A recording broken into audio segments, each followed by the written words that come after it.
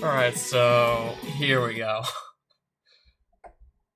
I did plan for our last stream to be about an hour long. We ended up getting closer to 2 because Sachi went missing, and I just seriously wanted to know exactly how that arc was gonna end. So it ends with her in the hospital, but she's gonna make a recovery, I take it. Yeah, the whole arc ended with Sachi having wandered off to the park that she used to play with Yuji at as a kid, and Yuji could vaguely remember playing at that park with somebody, and it turns out that someone was in fact Sachi, who was his childhood friend.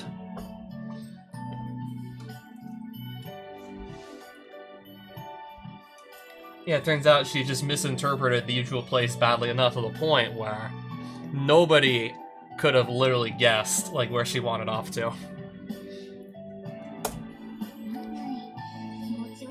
Surprisingly peaceful look on her face, huh? For crying out loud, does she have any idea how scared we were? Talk about happy-go-lucky.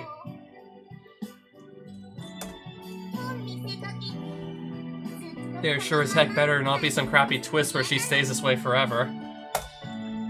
Okay, don't just invent completely horrible stuff out of nowhere, thanks. Oh, Lesna, hi, welcome back.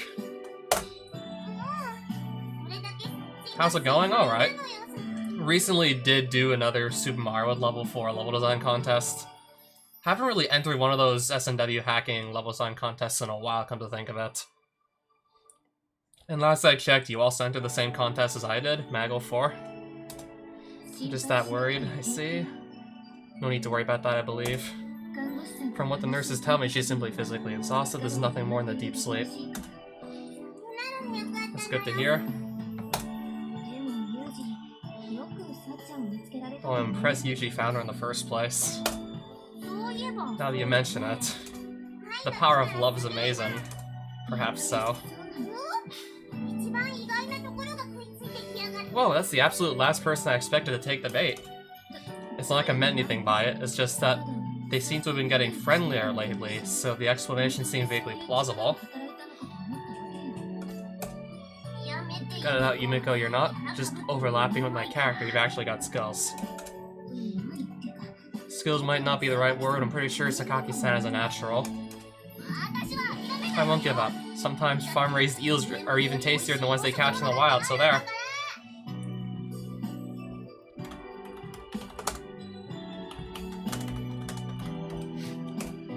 Honestly, the idea sounds pretty good.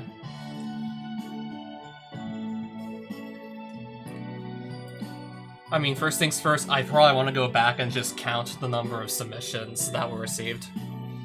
In fact, before I completely forget about it, how about I just do it now? I'll count them now before I completely forget.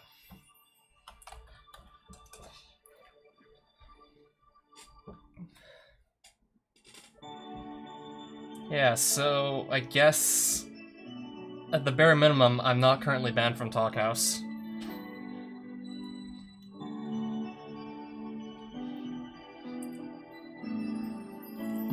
Alright, let me just quickly pull up the submissions thread, just so I can count them off.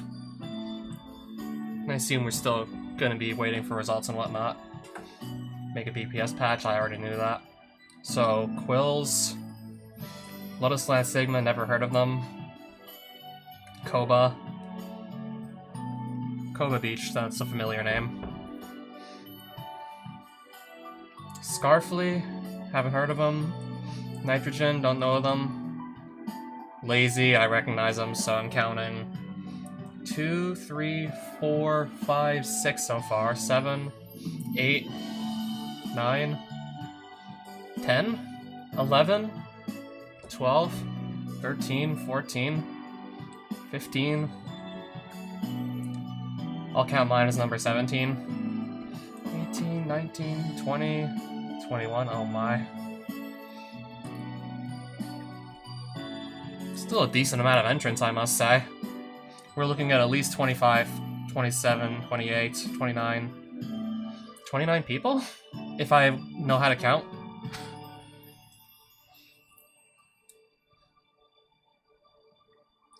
Yeah, I'm only too certain Ratkow's gonna play.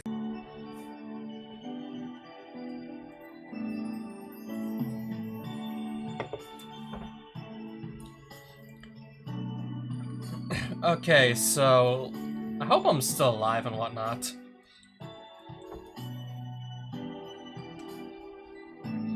Yeah, probably I'm live. I probably just reconnected, like, literally just now. Something about farm-raised eels, got it. Ah, shut up already, Chiri, you're gonna wake Sachin up. You're the one who started this, you know. In any case, we're well past the normal visiting hours by now. I think it's about time we took our leave for the moment. That's true. We got a lot of stuff we need to bring her, after all, like a change of clothes for starters. Would have been nice if that idiot Yuji stuck around to help. The heck is he doing anyway? Sure, he just said I got something to take care of and he ran right off. He was the one who witnessed the scene, not us. I'm sure he simply knows something we don't. Does he really have to keep the cool guy act at a time like this? But that's what gets you moist, right? Shut up! Alright already, you really are going to wake her up. Let's withdraw for now, okay? Yeah, I get the message. Okay, Sachin will be back in no time, so be a good girl till then, alright?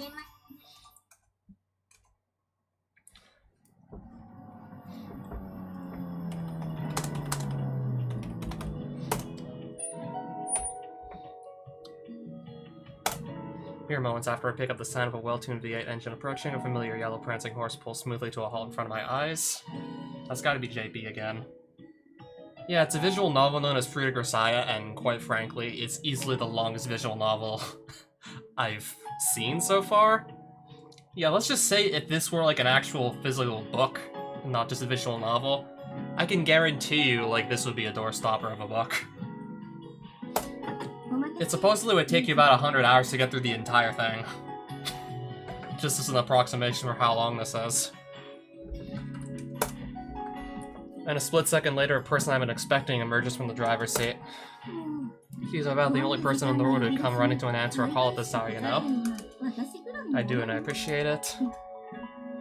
Right. Something wrong? When you answer an attempt at sarcasm in that serious a tone of voice, it's a little hard to find a follow-up. My bad.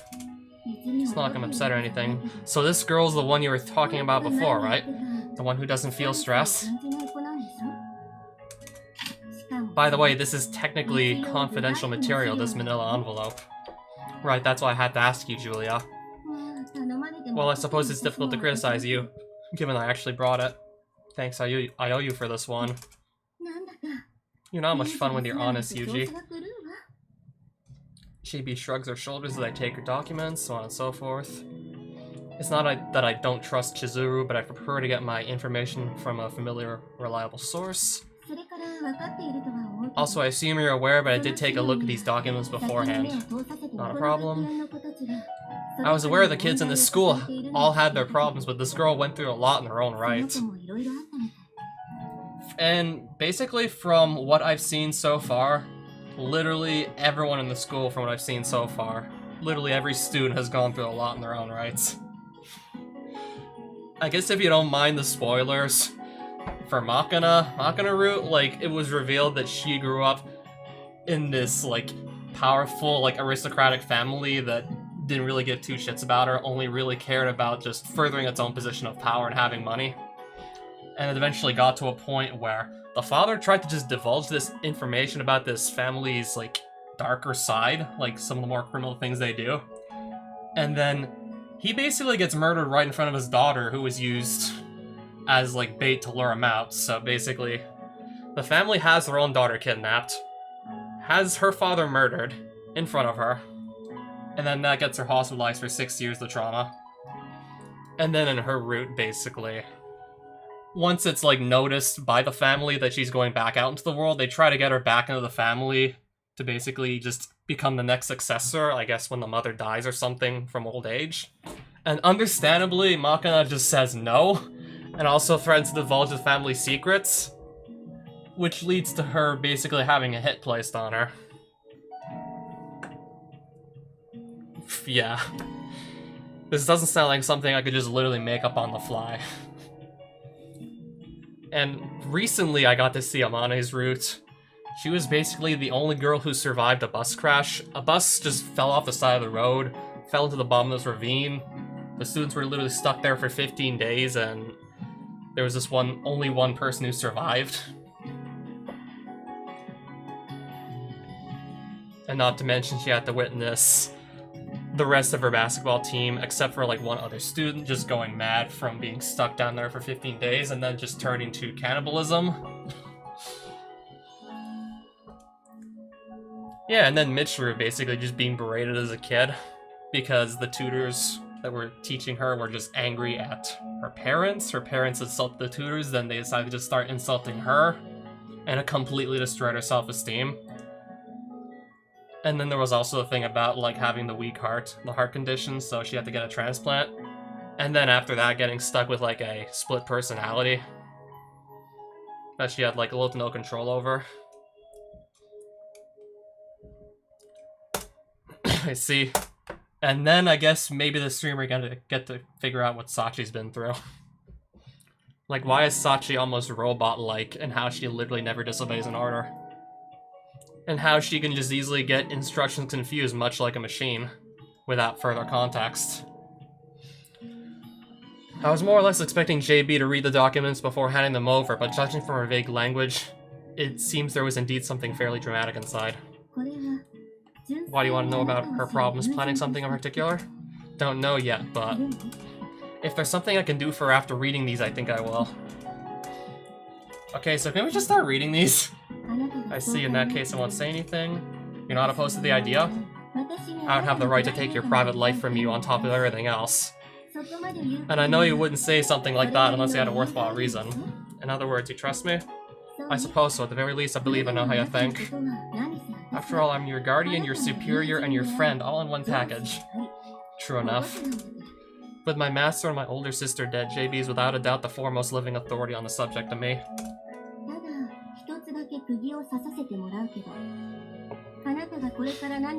That said, allow me to make one thing perfectly clear. No matter what happens next, you're going to perform your job as always. Yeah, of course, that was the plan. It's a relief to hear you say that.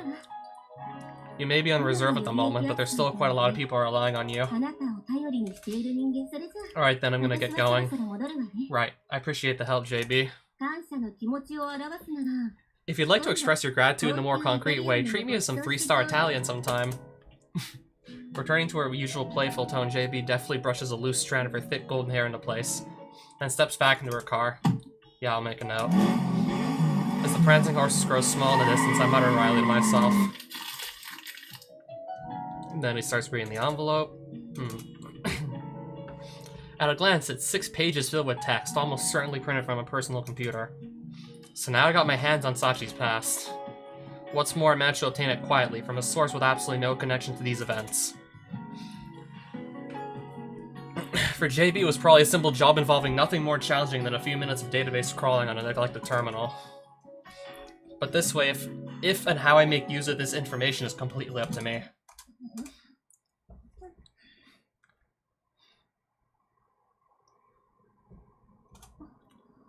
Okay, I'm guessing Sachi's still in the hospital here. And I'm guessing this is from her point of view. Where am I? The lights are off and there's only faint illumination flowing in from the window. But as my eyes grow accustomed to the darkness, it doesn't take long for me to realize I'm in a hospital. I see. I fainted at the playground. Kazami-san must have carried me here afterward. And judging from the tuna fish man figurine standing watch on my bedside, Maki-chan and the others paid a visit. Kazami was Yukun. Kazami and I played together as children. For a time, he was a very dear friend to me. I realized as much some time ago, but I don't believe that knowledge prompted any dramatic change inside me.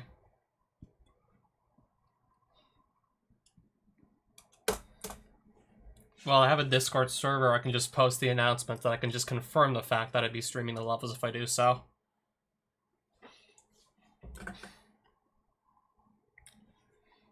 Therefore, I assume the same was true for Kazami-san. He realized the truth long ago and simply decided to keep things as they were. But in reality, he never associated me with the girl he knew back then. To him, the usual place was somewhere else entirely. The thought makes my heart ache. For some reason, when I close my eyes, I see Kazami-san's sorrowful face looking down at me in the playground. And as I remember that moment, the vice gripping my chest grows gradually tighter. That's strange. I'm not a bad girl anymore, am I? As long as I'm a good girl and do what I'm told. I thought it wouldn't hurt anymore. The more I think, the more sluggish I feel. It's as though a heavy weight is pressing down on my body. Thank goodness I'm alone. If someone else had been here, I'm not sure I could have been my normal self for them. After all, I'm currently incapable of something as simple as reaching over to turn on the lights. Soon enough, my physical discomfort is accompanied by a building sense of panic, inexpressible in words. A horrible choking sensation crawls slowly but steadily up my throat. As I moan incoherently, my hands reflexively clutch at the blanket draped over my body. I squeeze my eyes tightly closed and attempt to shut out reality. It's no good. The harder I try to repress the memory, the more clearly it rises to the surface. I know it's the cause of my pain, but I simply can't escape that image. Perhaps because I'm weaker than usual after my long wait in the rain. Even as I wince at the first throbbing stabs of a sudden headache, an overwhelming weariness washes over my body. Just keeping my eyes open seems unbearably burdensome. My field of vision grows narrower as my eyelids fall halfway closed. I can faintly hear the sound of my clenched teeth rattling in my mouth. It feels as if the temperature of the room has plunged to the point that I could almost expect my breath to form white clouds before my eyes. I've roughly gasped for air, panting like a dog, helplessly enduring the unceasing waves of pain. Is she gonna be okay? I hope she's gonna be okay. Eventually, it becomes difficult to tell whether my eyes are open or shut. As my physical agony reaches its climax, it's joined by an unfathomably profound sense of loss. My trembling hands creep upwards, seeking reassurance that my head hasn't simply been lopped off at the neck. It's alright, that couldn't possibly have happened. I understand that rationally, but the delusion is so vivid that I can't bring myself to lower my hands. Post-traumatic stress disorder. PTSD. As a child, when I first suffered these symptoms, the doctor who examined me dispassionately offered that diagnosis. A severe mental illness brought on by violent wounds to the mind, leading to a persistent range of stress-related impediments. I've researched the disorder and its symptoms in great detail over the years from every source I could find. Among the many symptoms, the only one I truly fear is clinically referred to as recurrent involuntary memory, more commonly known as the flashback. If I curl my body into a tight ball like this, I can endure the pain and exhaustion somehow. But the worst of the suffering is yet to come.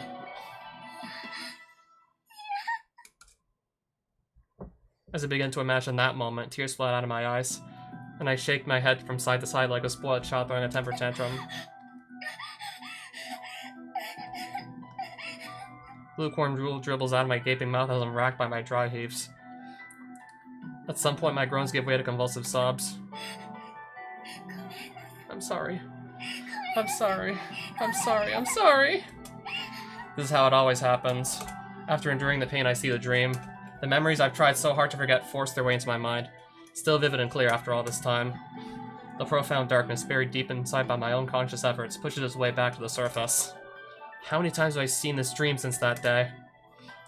The mere idea of trying to count seems rather ridiculous by now. I'll never escape this nightmare, will I? Never. It'll be with me for all eternity. And the nightmare begins as always with two words. Sachi. Why?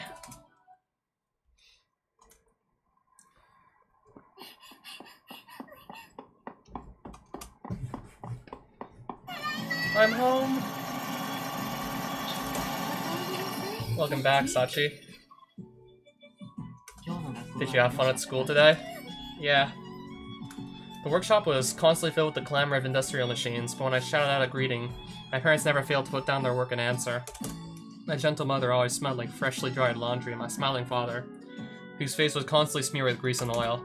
I loved them both very much. My earliest memories from the days before I entered elementary school are all wonderfully happy. My dad was a metalworker and engineer from Niigata, and my mom was born to a family that operated a small precision manufacturing workshop in Kanagawa. About 20 years ago, they met at a technology fair and fell in love. Soon enough, they started up a little factory of their own on the outskirts of the small city. I was born shortly thereafter, completing an intimate little family of 3. What should we do, dear? Sachi won't stop crying. Looks like she has a fever, too. Let's get her to the hospital right away. Still haven't delivered that order and the deadline was this evening. What about it? If we grovel later, it'll work out somehow. Sachi's 100 times more important. Okay. The orders placed at that freshly established workshop tended to be small in scale, and its track record couldn't have been called excellent, even as polite flattery. The primary cause, my parents prioritized their newborn child above all else, frequently missing important deadlines for my sake. But despite their inconsistent job performance, their character won respect and affection. Our young family was able to get by thanks to the support of others. Mommy, let's go shopping together, okay? Well, let's see. I suppose it is around time to start getting ready for dinner, but... Sure, don't worry about the job. You two go have fun. I'm sorry, dear. No worries, this shouldn't take long anyway. Okay then, we'll buy you some of your favorite beer, Dad. Thanks, Sachi. You mean like... You mean not like we, but like her, like Sachi's mom. Even once I got a little bigger, I still spent lots of time with my parents. Especially in the evenings, I'd always pull out my mom's hand and beg her to go shopping with me. What do you feel like eating tonight, Sachi? Egg bits. I'm not talking about the toppings. How about Salisbury steak or sukiyaki? You know, something you really like. Okay then. Shark? Shark is a little much. Can't you eat sharks? If you play RuneScape, you absolutely can eat sharks. In one bite, more or less, too. Well, yes, I know you love sharks, Sachi, but maybe we could go with something else for today? Yeah, you could literally eat sharks in one bite in RuneScape. Whole ass sharks. And not to mention, you could easily just carry 28 of them. Yeah, so like, what's Sachi's mom got against sharks anyway? She's never played RuneScape. Okay, then I want octopus sausages. I'm sorry, Sachi. What for, Mommy? I love your octopuses and sunny side up eggs more than anything else, you know? That's very sweet. I love you too, Sachi. Ah, it's Sachan. Another outing with Mom, eh? Lucky girl. Yeah. Thinking back on it now, our household was definitely on the poor side. You could count on one hand the number of times per year our real treat of a meal was graced on our dinner table. But Mom's cooking was always delicious anyway, and more importantly, I loved the feeling of her soft, warm hand wrapping around mine. Fortunately, the adults around us watched over our family with warm gazes and small acts of kindness. Okay then, this is a freebie. Again? That's very kind of you. No, we gotta tough ourselves with that supermarket they opened over by the station, but... You're still quite the loyal customer, Kamiya-san. Have to show our appreciation. Thank you very much. Gramps, thanks for always giving us freebies. Oh, what a very polite young lady you've become already, Sachan. Alright then. Your Gramps is gonna throw in a little meat as well, so have yourself some fried chicken tonight. Whoa! You're really too kind. Yeah, the old ball and chain might give me an earful for this one.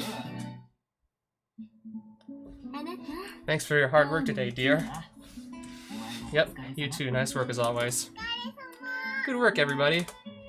Surrounded by Mom's cooking, we thanked each other for our daily labors as Dad tilted his beer glass. When the dishes in front of us were about halfway gone, the glass sat empty in front of him. Dad would always sit back in his chair and start to tell me a story.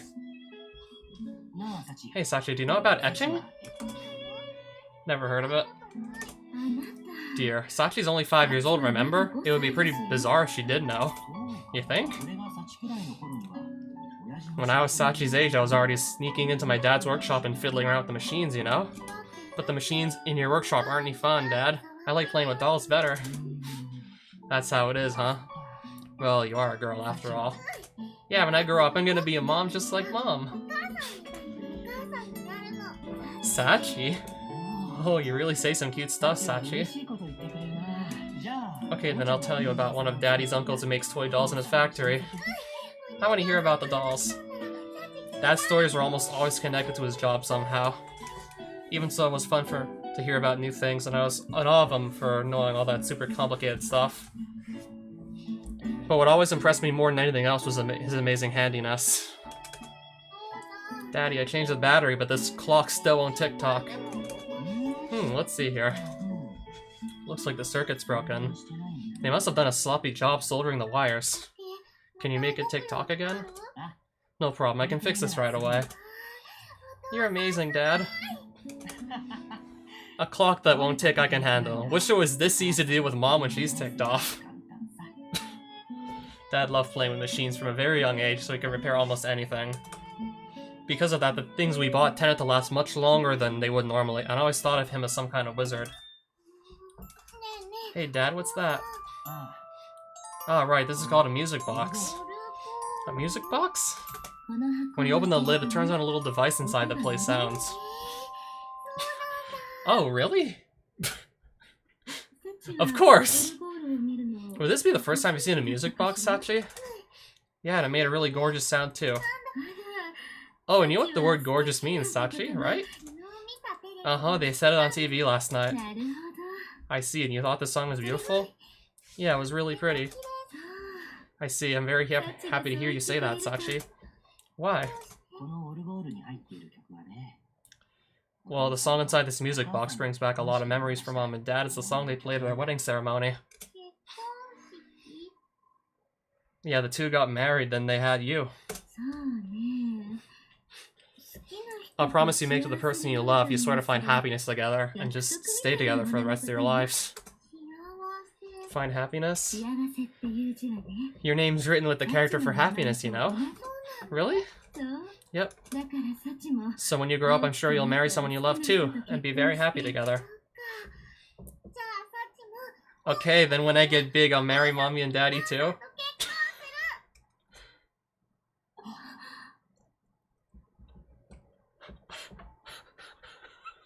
Kids just say the darndest things, I swear. No context required. Mom, do we have a voice reorder somewhere? Oh, voice recorder. Yeah, do we have a voice recorder somewhere? Jeez, don't be ridiculous, dear.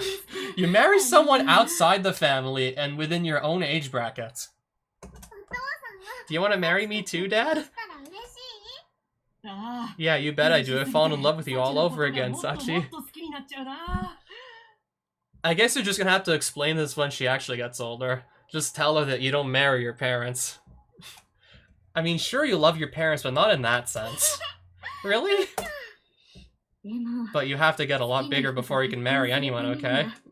And it should really be just someone outside your immediate family, too. I'll drink lots of milk and get real big. From that day forth, the sound of that music box became a familiar part of my life. The gentle melody that accompanied our family gatherings felt almost like a symbol of happiness itself. I'd always understood that Dad loved me just as much as Mom, although he was often busy with work. And since I happen to love him very much myself, I had a habit of begging him to play with me on the weekends. Dad, come on, let's go play outside. Oh, you're energetic as always, Sachi. Sunday's the day for playing outside with Daddy, it's a rule. Is it now? So you gotta play with me, okay? Guess you're right about that. Why don't we go play catch in the park then? Catch? Atta girl. Next, just aim right here and throw the ball as hard as you can. Throw the ball. Oh, pretty good arm on you, Sachi. That's an amazing throw for your first try. Really? Yeah, Dad was never any good at sports, but fortunately it looks you take after your mom on this one. I think Dad probably wanted the boy. Not that he ever came out in the middle, of course. But when he watched me tossing a baseball around or playing soccer, his eyes were livelier than usual. Once I caught on, I started begging him to play with me even on weekdays, eager to see that happy expression on his face. But of course, Dad had to work, so he couldn't tag along every time. As a result, I sometimes had too much time on my hands. One particularly dull afternoon, I decided on a total whim to imitate Mom and clean the floor of the workshop. And when I did she ruin it by accident? Goodness, Sachi, what are you doing with that broom? I'm cleaning. You're so thoughtful, Sachi. Huh? How sweet of you to help out without even being asked. Mommy's very happy. Listen to this, dear. Listen to this, dear. Sachi started cleaning the workshop by herself. What? Seriously? Yeah, come on over here and help me praise her. As my parents showered me in compliments, almost like the time I brought home the first prize for a picture I drew in kindergarten, I blushed with joy. Their initial reaction was surprising enough, but after work that day, both Dad and Mom came outside to play with me. And actually, now that I'm starting to think about it, I shouldn't probably get too excited because this is the flashback that was causing Sachi to start freaking out in bed, having PTSD, so something really bad must have happened to her parents. Like, very likely they're not around anymore. Goodness, since when was Sachi such a fast runner? Like, this flashback likely ends with the parents just, like, dying or something. My guess is they're simply not here anymore, and this is just... they're only showing up posthumously. Can you two take it a little easy on me here? I can't keep up. No way, today Mommy and me are gonna take you down once and for all. Yes, Mommy likes this plan. Oh man, what do I do to deserve this?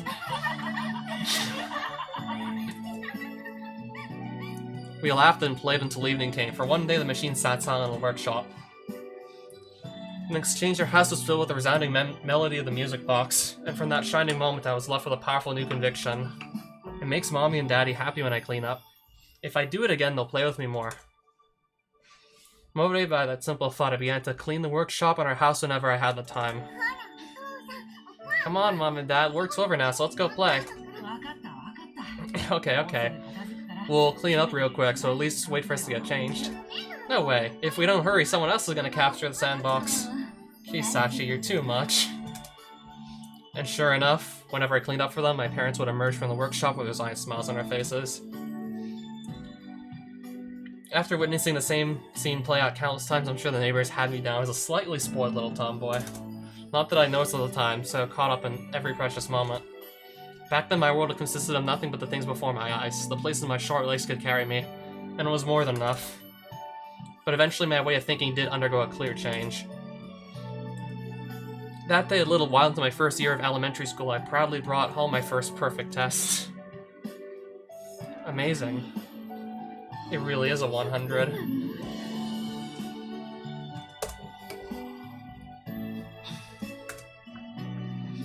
Hello, dear, are you paying attention? Yeah, sorry, I was so shocked I sort of stopped breathing for a second there. Amazing as this is, that seems a bit over the top. Seriously, Daddy? No, I think not. Daddy used to get a few perfect scores himself, but don't remember managing any subject as tricky as math. In case you're not just an athlete, Sachi, you got some real brains.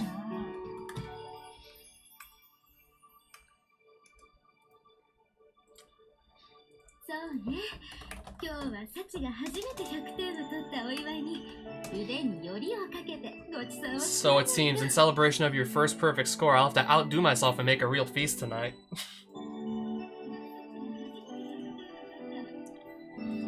Really? Yay! At the time, I was a very simple person. Being praised makes me happy. When I do well on tests, Mom and Dad are really nice, and the food at dinner gets better too. In that case, I'm gonna get good scores every time. Having reached that conclusion, I shifted my efforts to my studies. I always listened carefully in school, and at home I'd voluntarily head off to my desk and pore over my books. A perfect score on your social studies test too?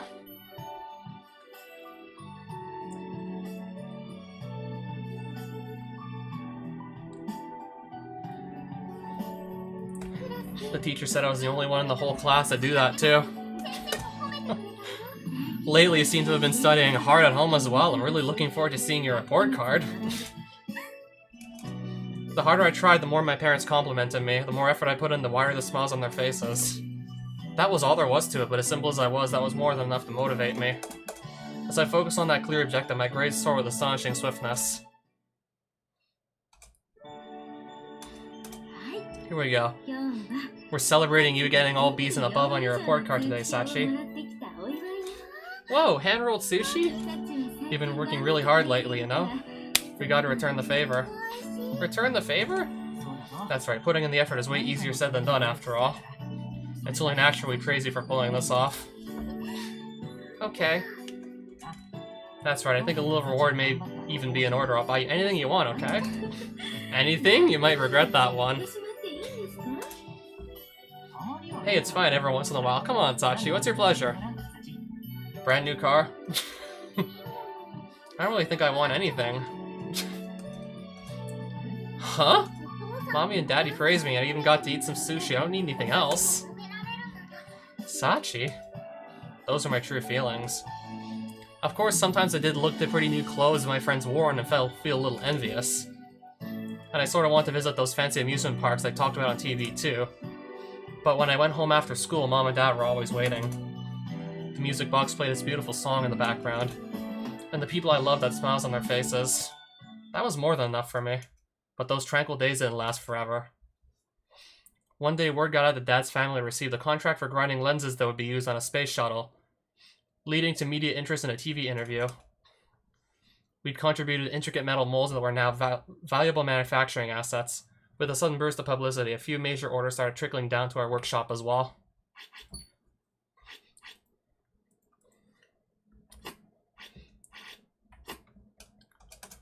Dad had always been skilled, now he had the chance to prove it. In the blink of an eye, rumors were spreading about the high-quality precision dies our workshop produced. Before we knew it, our little branch of the business was flooded with more orders than even his parents' workshop.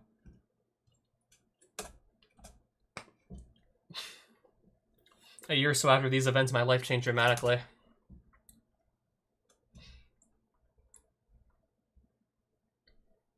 I'm home.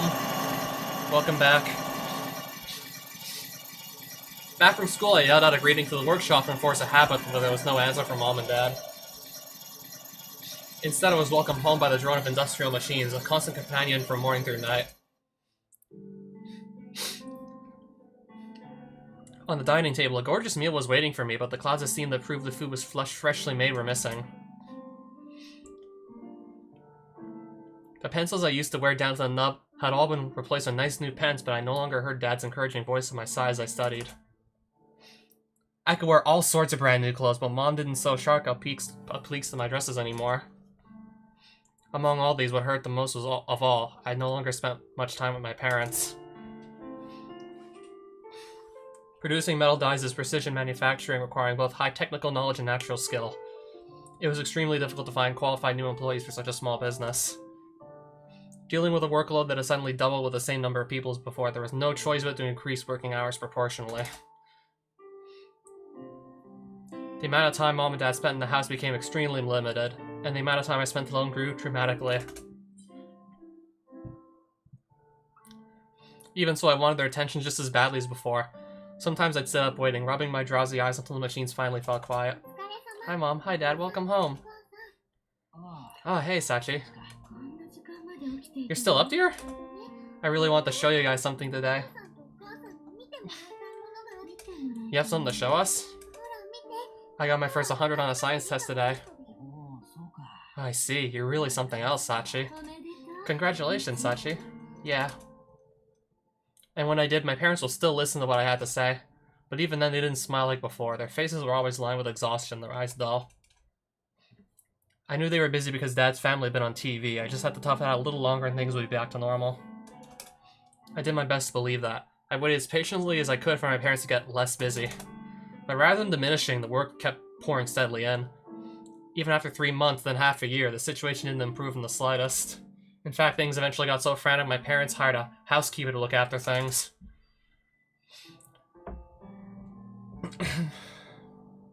Oh, Flippy, welcome back. Has some popular mods in it that... I'm aware of both Ether and Tinker's Construct, obviously, especially Ether.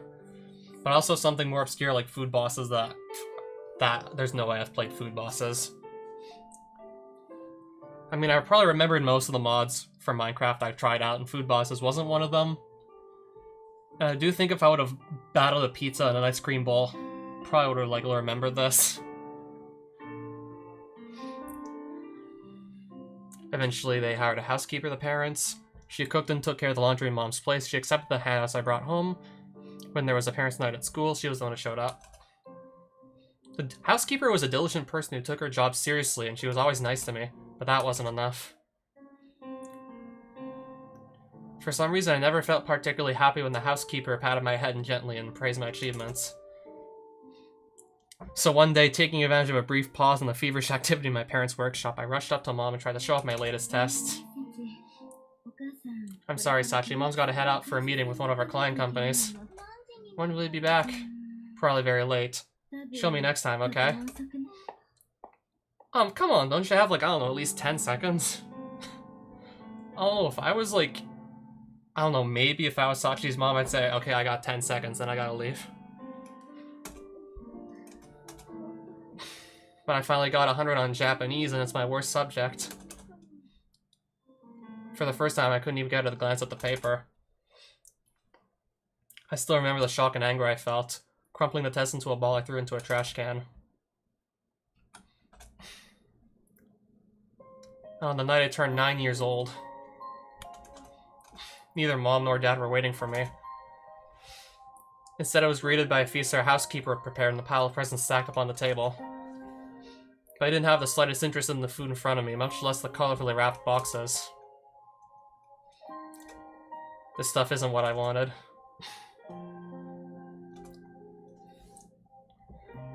Only thing on my mind was conveying that simple truth to my parents, so I sat and I waited. Even when the clock ticked past 9 and our housekeeper headed home. Even when unfamiliar shows started to appear on the television, which I left on so I could hear the sound of human voices, I didn't budge. And a little after the hour hand on the clock crept past 11, the clamor of the machines finally came to a stop. Looks like we'll be able to get them delivered tomorrow after all.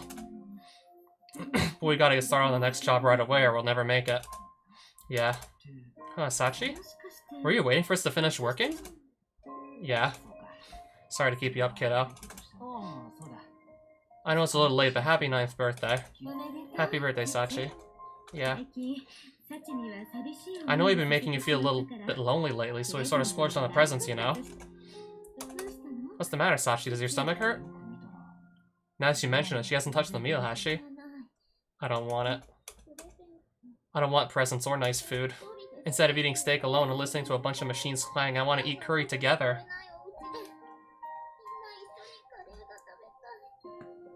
Before I knew it, the words had slipped out of my mouth and tears were running down my cheeks. Those are the words I kept shut away tightly inside ever since the workshop got busy. My honest, selfish feelings. For the first time in a while, I was a spoiled little girl again. As soon as the words left my mouth, my parents' eyes opened wide with surprise. When that shock gave way to awkward, troubled expressions, I realized the mistake I just made. I just said something really mean to Mom and Dad. The instant I understood how selfish my words had been, my heart started to throb painfully in my chest. I stood up from the table and ran from the room, trying to escape the sudden wave of guilt.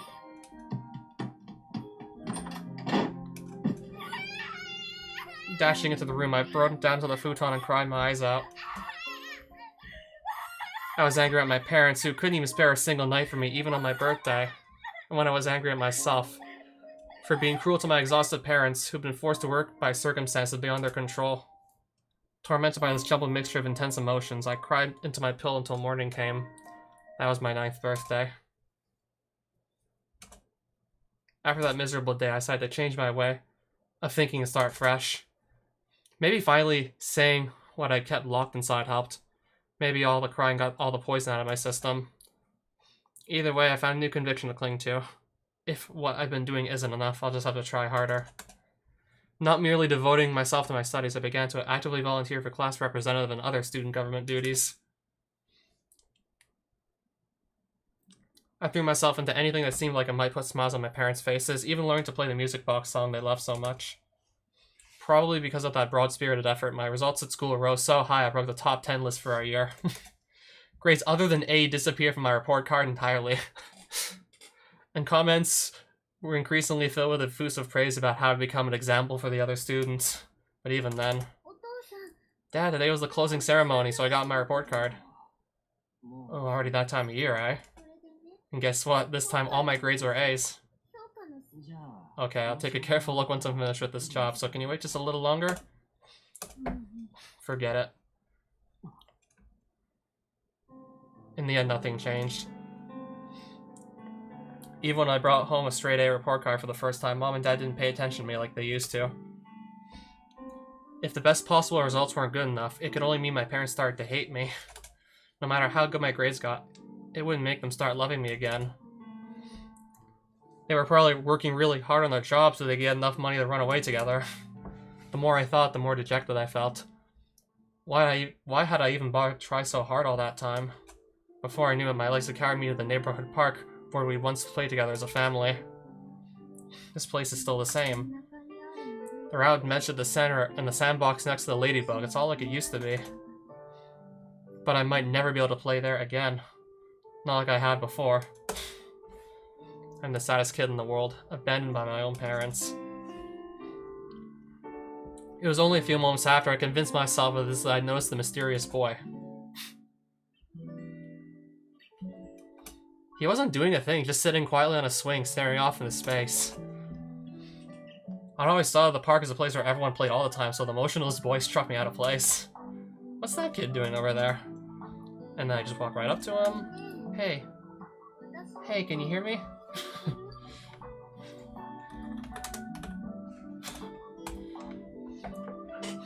Huh? Like I said, can you hear me? Maybe you can't then? If I couldn't hear you, I don't think I'd be able to answer. Ah, I guess you're right. So, did you want something? I was curious about what you're doing. Well, I wasn't doing anything, I guess. What's that supposed to mean? Well, my sister told me that sometimes people need to spend some time doing nothing at all.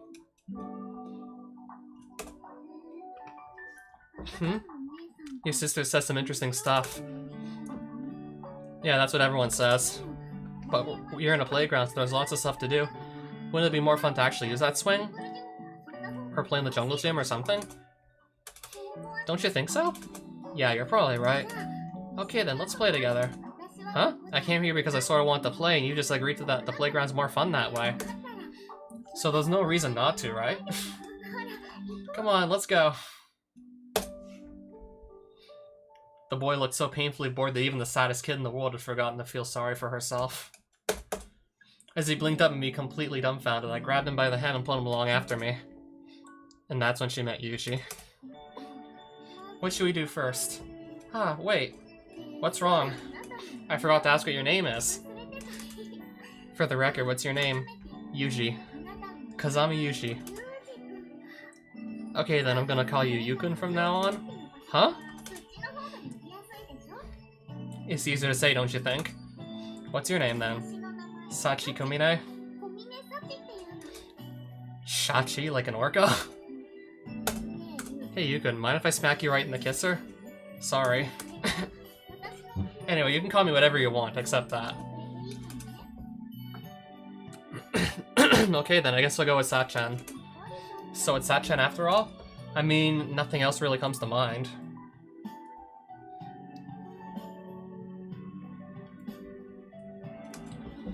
Guess I'll have to do. After this brief exchange of introductions, we immediately got down to the business at hand. Okay then, we're starting with that one, Yukun. The jungle gym? Yep, whoever gets to the top first wins. Ready, set, go. Wait, hold on a second. After designing the event on a whim, I forcibly started the game. Yukun didn't have many suggestions himself, but when I pulled on his arm, he'd follow. Pretty heavy-handed, I know. Anyway, we must have been fairly evenly matched in reflexes and strength. Every game was a competitive match. I was always the winner, of course, but only by a narrow margin. That was what made the games much more fun, so I just kept going and going. Before I knew it, the sun had begun to sink below the horizon. Oh, I think I need to go home pretty soon. What? It's this late already? Yeah, we ended up playing a whole lot. Are you gonna be late? Sorry for keeping you. That's okay. It'll be fine as long as I head straight home. That's good then. Yeah. Bye-bye, Yukun. Bye. Thanks for playing with me today. Kinda weird for the person who got dragged around all day to say thanks to the person who's doing the dragging. It was also odd that I thought about Yukun the whole way back home. I ended up so lost in thought that I barely touched the meal our housekeeper had made for me. Once he actually started playing, I think he enjoyed it just as much as I did. But when I was trying to think up new games, or when we stopped for a break, Yukun went right back to the expression I saw on his face at the start. Why was he in that playground in the first place? It obviously wasn't to play. Maybe something bad happened at his home too. Partly out of simple curiosity, I wanted to see Yukun again. The very next day I made my way back to the playground. And sure enough, he was sitting on the exact same swing with the exact same downcast look on his face. Hello there, Yukon. Hi. You answered me right away this time. Well, yeah, and you said hello to me again, Sachan. Come on, we played together all day yesterday. We're friends now, right? Friends? Too early for that, maybe? No, thanks for calling me your friend. Did I say something weird? Not really, I was just thinking that you kind of say thanks a lot. That's something my sister told me. People who can offer thanks to others have a happier road through life than people who can't, so... You really love your sister, don't you, Yukon? Huh? I mean, you brought up her advice yesterday, too. I guess I did now that you mention it.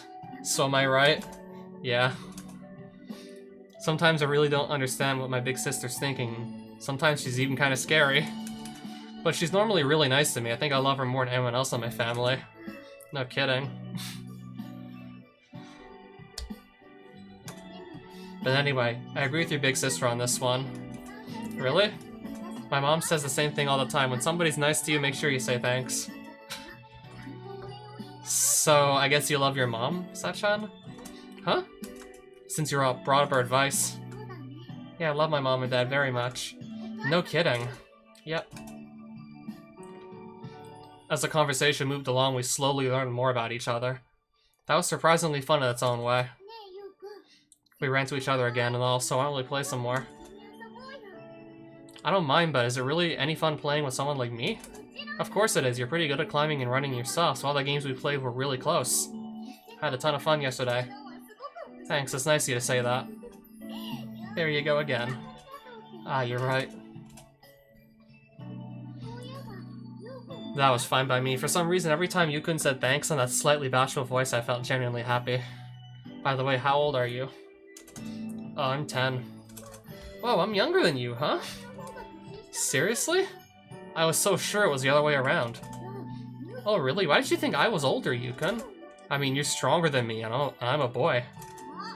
Ah, you're so mean, Yukon. That makes me sound like some kind of She-Hulk. Sorry.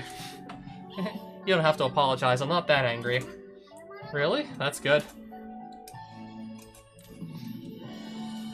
I'd only been trying to tease a slightly timid Yukon a bit, but when he smiled with sincere relief to learn that I wasn't upset with him, I was surprised to feel my heart flutter briefly in my chest. By the way, Yukon, why did you start coming to this park? Should I have not asked that question? No, it's okay. I just came here because I didn't want to be at home. I kinda thought so. Did something bad happen? Not really, but I didn't want to be in the way. In the way? Yeah. You might not believe it, but my sister's what they call a genius. If she studies just a little, she can win first prize at anything. That's how smart she is. Your sister's kind of amazing, Yukon. Yeah. But lately, she hasn't been winning that many awards. At home, she's been paying more attention to me than her paintings and stuff. Dad got really angry when he noticed that. He told me you're useless trash, but Kazuki's actually worth something. Don't drag her down with you. So I try to stay out of the house as much as I can to keep out of my sister's way. Sorry, not really an interesting story, is it? You're not. You're not trash. Huh? That's terrible, and so is your dad for saying it. You're strong and fast, and it's really fun playing with you. Just because your sister's smart doesn't mean you're worthless. That's just a mean, stupid thing to say. Sachan, you're fine just the way you are, Yukon. So don't ever think you're an unwanted kid, okay? I hadn't intended to cry, but I really was angry at Yukon's stupid dad, and the way he didn't belong in his own home reminded me so much of my own problems. It sort of got jumbled in my mind. I couldn't help shouting that it wasn't true, that I wasn't unwanted. Sorry. Don't cry, Sachan. No, I'm sorry. I didn't mean to start sobbing all of a sudden. It's okay. Thanks for getting mad for me. That's not it. I'm mad because something bad happened at home, right? But that doesn't matter. You still got angry because of what my dad said. Of course I did. I don't think you're worthless. I really don't. So in return, I'll play anything you want today, for as long as you wish. Are you sure? Uh-huh. Even a playground Iron Man race? Playground Iron Man? The first time I tried this, Dad hurt his back and had to bow out halfway through. Okay. First we made castles in the sandpit, then 10 chin-ups and stuff. And 2 round trips on the monkey bars too. Last up, endless swinging until you flip over the bar. It's the ultimate playground marathon. That sounds a little. Then how about playing until you have to go home like yesterday? Yeah, I'd be glad to. Alright, I'll settle for that. I firmly wipe the tears from my eyes, then seize Yukun's hand and set off running for the seesaw. From that moment, the day sped past in a blur. Covered in sand, the two of us explored every inch of the park, playing until well past the time we had to leave. And when I finally made my way home on that second night, I discovered a clear and pleasant change inside myself. For months, the droning sound of the machines from the workshop had bothered me so much that falling asleep was always a struggle. But that day, I was snoring peacefully away the moment my head hit the pillow. Exhaustion from running around all day definitely had something to do with it, but more than anything else, I think it was because I suddenly felt so happy. In the park, where I might never play again with my family, I stumbled across a nice boy my age. He was a sweet kid who said thank you with the drop of a hat, so things would definitely go well. We'd be best friends in no time. For some reason, I felt absolutely certain of that. As it turned out, my hunch was on the money. After those first few meetings, Yukon and I started playing together in the park pretty much every day. At first, we headed home quietly when the sun began to set, but after a while, we naturally started to say, see you tomorrow. And when one of us couldn't make it, for whatever reason, we let the other know in advance. Sachin, what are you doing over there? What does it look like I'm doing? I'm picking up the trash. Yeah, but why? I mean, next time I come here to play, wouldn't it be nicer to find the place clean? Wow, you're so thoughtful, Sachin. Huh? I mean, lots of people might think the same thing, but that doesn't mean they clean up the mess themselves. And you did it without even thinking about it. You're kind of amazing. Did I say something weird again? No, huh? I haven't gotten praise like that in a while, so I was just a little surprised. You haven't? My mom and dad used to compliment me when I did something good, but right now they're just busy at work, so... In that case, I guess I'll have to take over that job for now. Huh? It doesn't seem hard to find stuff to praise about you. I think even I can handle this one. That okay with you? Yeah, that's fine, but... Okay, in that case. Good job, Sachin. With those words, Yukun brought his hand to rest on top of my head. It was far smaller than Mom's hand, let alone Dad's, and yet... At that moment, his hand felt gentler and warmer than any other I'd known. Thanks, Yukun. Yukun didn't just play with me, he gave me the attention I've been craving. When I did well or tried hard, he'd compliment me right away. When I messed up or tried something risky, he'd give me a few gentle words of concern. Apparently that also had something to do with his big sister's teachings, but whatever the case, Yukun's thoughtful warnings made me almost happy as his praise. Lately, I'd start to wonder why I was trying so hard when no one even cared enough to look. But now Yukun was watching me. I had no reason to do my best. Alright, make sure not to blink. Here you goes. Yeah, be careful, okay? Well, did I pull it off? Yeah, you spun all the way around perfectly. Thanks. That's really amazing. Not that I'm much good at the horizontal bar or anything, but I've never done a forward flip even once. I don't think it's that amazing, but today's the first time I managed it. I want to show you first.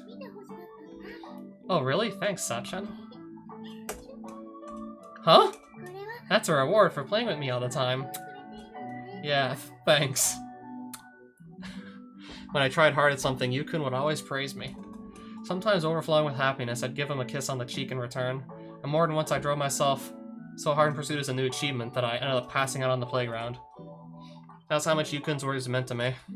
He had stepped into the gap left by my parents' absence, giving me the attention and affection they no longer would. As I grew more and more conscious of what he meant to me, my daily life was quickly transformed. I spent less and less time inside the house. When I got home from school, I'd head straight off to the playground. More than anything else, I looked forward to the time I could spend playing with Yukun.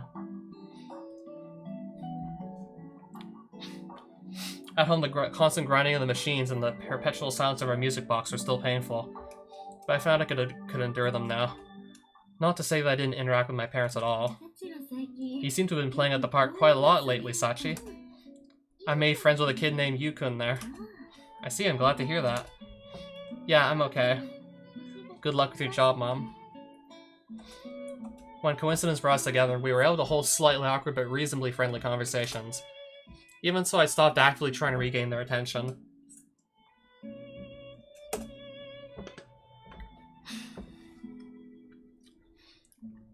In contrast to the steadily shrinking place my parents held in my heart, Yukun's presence grew larger and larger by the day. I wish it'd hurry up and be tomorrow so I could play with Yukun again. It didn't take long for those feelings to blossom into a faint but unmistakable love. Hey Yukun, do you have someone you love? Like I said before, I guess my sister? Well, not that sort of love, like a person you want to marry or something? Marry? I haven't even thought about that stuff yet. Sachan, are you thinking about it already? Huh? Me? You brought it up, so I thought you were probably interested. Right, makes sense. Yeah, so do you have someone you want to marry? Yeah. No kidding. Okay then, But here's the thing, anyone who wants to marry me has to be qualified. Qualified? That's right, I won't marry anyone unless they can beat me at shoe kicking. Shoe kicking? You sit down on the swing like this and see who can kick their shoe further. I get it. So wanna try? You know, just for the heck of it? Huh, me? Maybe you can kick your shoe further than me, let's try it out. Alright, I guess I'll go first. Confident, huh? Well, it does seem like something you'd be good at, Sachan. Whoa, that went pretty far. Now it's your turn, Yukun. Yeah, I'm not that confident, but... Yeah! I guess I can't beat you after all, Sachan. I purposely went a little easy on my kick, but I still ended up beating Yukun. Every once in a while, being naturally athletic can be a curse instead of a blessing. I spent that night curled up in my bed, bitterly regretting coming up with that stupid qualification in the first place. There must have been a better way to hide my embarrassment than that. And so time slipped steadily by, my feelings unspoken. But as my next birthday grew near, my relationship with Yukun started to change in a different way. So anyway, Dad ended up making Mom really angry. Yukun? Oh, sorry, I was kind of spacing out. Jeez, you're the one who asked about my family. I was putting my heart and soul into that story. Yeah, you're right. Sorry. Yukun always listened intently to my stories. This was the first time I could remember his attention wandering in the middle of a conversation. But my unease was relieved quickly enough. He apologized and listened to the rest of my story. I figured he must have just had something on his mind that day. And yet... Sachan, do you think there's a god? Huh? You know, one who knows everything and can do anything? If there's a god that's strong watching over us, even if things look really bad, it'll turn out okay in the end, right? I haven't even seen God, so I don't know if he exists. But lots of grown-ups pray for his help, so I guess he must be really strong. Yeah, that's gotta be right. God's gotta be really powerful. Probably. That's what I thought too. Thanks, Sachan. Sure. Sometimes he'd suddenly talk about our god, or other weird stuff. More often he'd sit rocking on a swing, staring off into the distance with a blank look on his face. It was the old familiar expression from the first time I met him. The expression he'd stopped making after we became friends. I had a vague idea that something must have happened at Yukun's home, but I was still just a kid, powerless to offer any real help. When Yukun asked me those questions, clearly searching for reassurance, all I could do was listen, nod, and try to hide my concern. At the same time, the blizzard of work that had buried my parents for so long was finally starting to slow down a bit. The machines weren't clattering quite as late into the night as they used to. Once or twice I went home early to find my parents making small talk with strangers in suits. Like most kids, I did get pretty curious about what the adults were talking about. When I eavesdropped, all I could got was a whole bunch of words I didn't really understand flying back and forth. I got the idea they were talking about the machines in the workshop, but the specifics went right over my head. They're probably buying replacements for the old machines when it's not so busy. But only a few days after I reached that conclusion, our housekeeper told me she'd be leaving the job. Apparently, Mom told her she'd be able to handle the chores by herself again. It was nice my parents were getting less busy and Mom would be looking after the house again, but... At the time, my mind was so full of anxious thoughts of Yukun that I couldn't manage to feel happy about anything else. Lately, he'd been showing up at the playground a lot less frequently. Yukun, what should we play next? Sorry, I've got something I have to do today. I have to head home now. Okay then, see you tomorrow. I don't think I can come tomorrow. Huh? But I'll play with you the day after that, okay? Alright, I'll see you in 2 days then. Yeah, sure. Bye, Sachan. Our meetings slowly grew fewer and further between. The loneliness reminded me of the painful days when my parents had first begun ignoring me in favor of their job. Watching helplessly as Yukun trudged away. My mind churned with sadness and fear. At this rate, Yukun's going to leave me too. I couldn't let that happen again. I couldn't let another person I loved abandon me. This time I had to stop it somehow. The next time I saw him, I decided to use my birthday as an excuse to coax him into spending more time with me. You know what? Tomorrow's my birthday. Oh, really? Yeah, so do you think you can maybe play with me, maybe? Actually, I probably won't be able to for a while, Sachan. Huh? A bunch of stuff happened at home. It's gonna be hard for me to get outside from now on. No way. Why? This is so sudden. Turns out there isn't any such thing as God. God? Yeah, nobody's gonna protect me anymore. I probably won't be able to play in the park like this again. Don't say that. I'm sorry, I know I should have told you sooner, but... Sachin, you always look forward to playing with me. I didn't want to make you sad. But vanishing suddenly without telling you would be even worse. So today I came to say goodbye. Does that mean I won't ever see you again? I don't know for sure, but it's definitely possible. No way. And I snuck out of the house today, so I have to get back before Dad notices. Tomorrow's my birthday, you know. I'm sorry I can't celebrate it with you, Sachan. Okay, I'm gonna go now. Wait, Yukun. Why won't you play with me anymore? That's not fair. Aren't we friends now? I thought we'd play lots and lots from now on. And now we have to say goodbye all of a sudden? I'll be waiting tomorrow, okay? Until you show up, Yukun. I'll wait at the usual place, no matter how long it takes.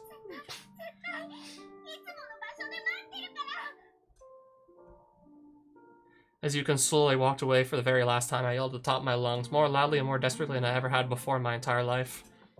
But he never paused. He never turned back. Yukun's leaving. Maybe I was right. Maybe everyone I love abandons me. Paralyzed by miserable self-pity, I couldn't even chase after him. For a long time after that abrupt farewell, I could only stand stock still at the entrance of the park, wallowing in confusion and pain. And on the morning of my 10th birthday, rubbing my red swollen eyes as I crawled out of bed, I immediately realized that something was different. For one thing, I couldn't hear the droning of the machines that had been running from the early morning, hours for months now. And for another, the smell of fresh miso soup was wafting through the air from the kitchen. Could that be Mom cooking? What about work? Still half asleep and completely nonplussed, I wandered over to the living room, where an unexpected sight was waiting for me. Good morning, Sachi. Good morning. Mom and Dad were sitting next to each other on the far side of the table, almost as if they'd been waiting for me to wake up. After greeting me, they waited with gentle smiles for my answer. It almost felt like I was reliving a memory from the days before they become so busy. The sheer surprise was such that it took me a moment to find a response. Yeah. Good morning. What's wrong, Sachi? You're a little wide-eyed there. I mean, I can't hear the machines today, but Mom and Dad, you're both in the house this early? True enough. After the way we've been acting, I guess it's only natural you'd be surprised. Considering the way things have been lately. The two of them smiled sadly at each other, then turned right back to me. You see, Sachi, since today's your birthday, we took the day off from work. Huh? We know how lonely you've been feeling, and we thought it was about time we started making it up to you. Of course! We're going to celebrate your birthday with a cake tonight, but first, Mom and I want to play with you all day long. The words coming out of their mouths were exactly what I've been longing desperately to hear for so many months. It felt so much like a dream that I very nearly pinched myself. Mom and Dad would be at my side again, like they used to be. Just like when every day was full of happiness, we could play together as a family once more. That was what I wanted all along. Even while I was playing with Yukon, I dreamed countless times about this very moment, and that was real. My parents were giving me the gentle, caring words I'd longed to hear. My heart should have been bursting with joy, and yet what I felt inside was dark, intense anger. Huh? Huh? No matter how hard I tried, they completely ignored me. Why now, all of a sudden? Do they seriously think taking one day off work is gonna make me forget how sad I've been all this time? Good luck with that. Yukon took their place, but now even he's gone, so why? Why now? Why do they think they can just... Cold black bitterness sprang through my body. I lifted my head to give my parents their answer. Don't bother. Huh? You don't have to force yourselves to play with me or anything. I'm just fine by myself. I know how much you guys love your jobs. Don't worry. I won't ask you to take a break just to be with me. So if you want to celebrate my birthday that much, go ahead and do it without me. The instant those sulky words left my mouth, I bolted out of the living room. Sachi? Wait, Sachi? They called out to me from behind, but I just kept running out the door away from our house. Not that I was headed anywhere in particular. Anywhere would be fine as long as Mom and Dad weren't there. I didn't want to see their faces. I didn't want to hear their voices. I ran as fast as my legs could carry me, my hands clenched tightly into fists, biting my lower lip until a sickening taste of iron filled my mouth. As I fled, the only thing in my mind was anger at my parents. Looking back on it now, it wasn't much more than an irrational outburst of pent-up emotion. But still, rather than feeling happy with their promise to celebrate my birthday together, I was outraged at my parents for wrapping up all the sadness and pain I felt for so long because of just bland words about feeling lonely.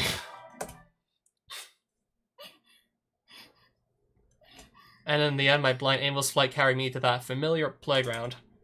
I hadn't consciously thought about making my way here. If anything, I was intentionally trying to stay away from the area close to my home. At some point, I definitely passed a hospital much further away than this place. Even so, some unconscious part of my mind has guided me to this destination. The impact of the previous day's events must have just been that strong. I simply couldn't accept that unbelievably abrupt goodbye. As Yukon left, I had screamed that I'd be waiting for him today. If I forced a one-sided promise on him, maybe he'd slip out of his house to see me. That selfish, childish hope was still alive inside me. What time is it? Wiping the sweat from my forehead, I looked up to the clock tower nearby. It was a little past 10 in the morning. Yukon always came to the playground about 1:30 on weekends, but I decided I might as well start waiting now. That way, I'd be here even if Yukon came early, and if Mom and Dad showed up, I'd just run away again. Yeah, that's right. Just run from your parents. And force myself to believe in the spur-of-the-moment plan.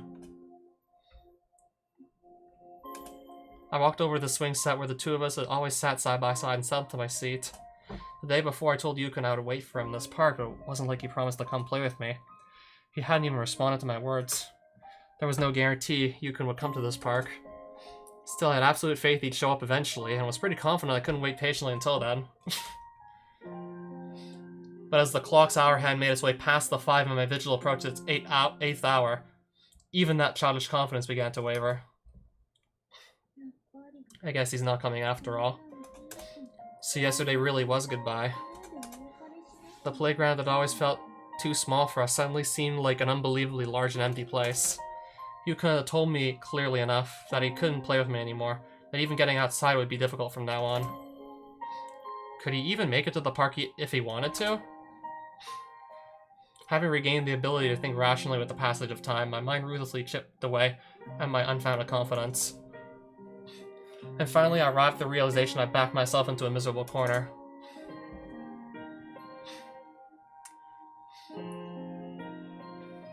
Once that timid thought passed through my mind, it was only a matter of time.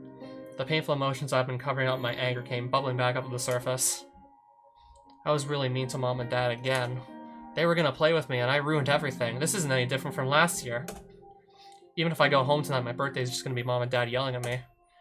With each thought, the anxiety and regret swelled up uncontrollably inside me. Before I knew it, fat tears were running down my cheeks.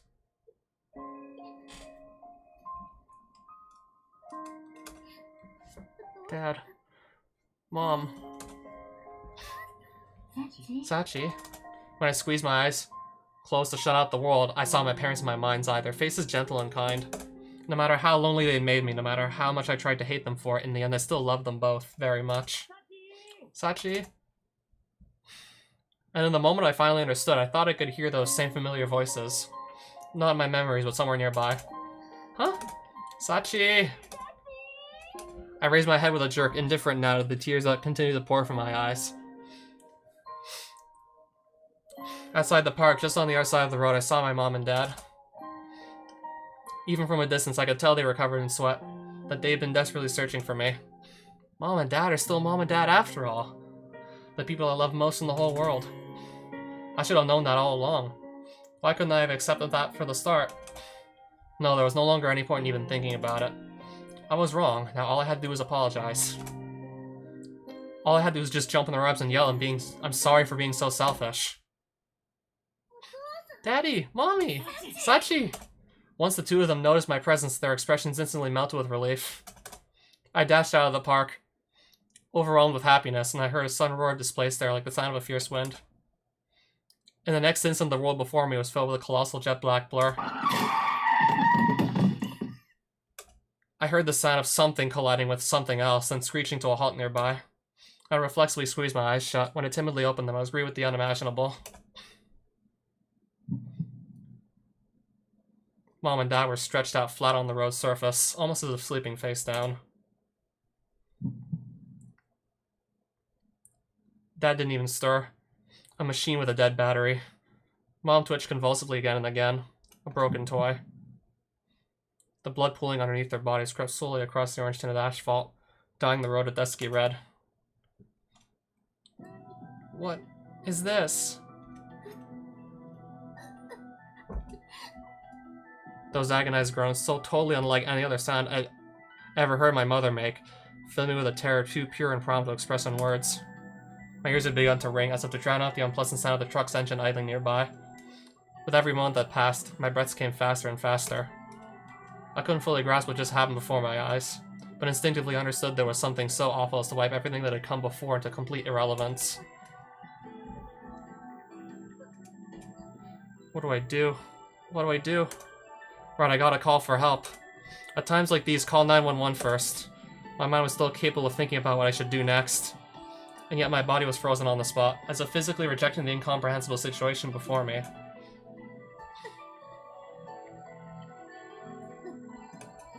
Huh? At the sound of my name, I turned my eyes back to the ground. My mother was dragging herself slowly across the road towards me, desperately trying to communicate something. Mom! Mom! The sight instantly reduced me to a panicked frenzy. All I could do now was shriek her name. Lifting her trembling upper body ever so slightly off the ground, she slowly raised her face and then... Sachi. Why? And then she spoke those words. In that instant, I thought I could hear something snap inside me. As my body began to quiver uncontrollably, the world was covered in the black shroud. The split second after the buzzing drones inside my head finally went silent, I lost consciousness entirely. Apparently, a local passersby quickly reported the incident. It wasn't long before the ambulances carried us away. And it wasn't long before the ambulances carried us away. Not that I remember any of that. When I opened my eyes for the next time, a full day had passed, and I was lying in a colorless hospital room.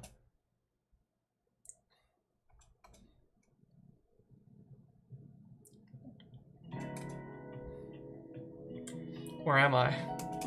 Sachi, you're awake? I heard a chair scraping against the linoleum floor nearby. A moment later, a familiar face appeared before me. Uncle Akihiro? Yeah, that's right, it's me.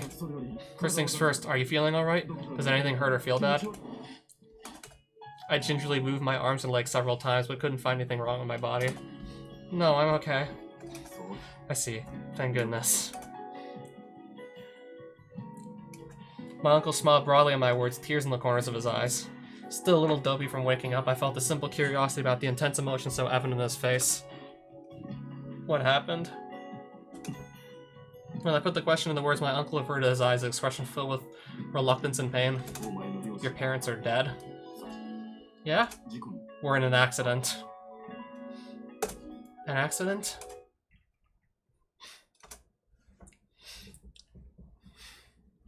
As I dully repeated my uncle's words, a memory that had slipped cleanly from my mind slowly reemerged. A small park died in the light of the evening sun. The smell of burning rubber, the sound of a truck idling. And finally, Mom and Dad lying in pools of their own blood.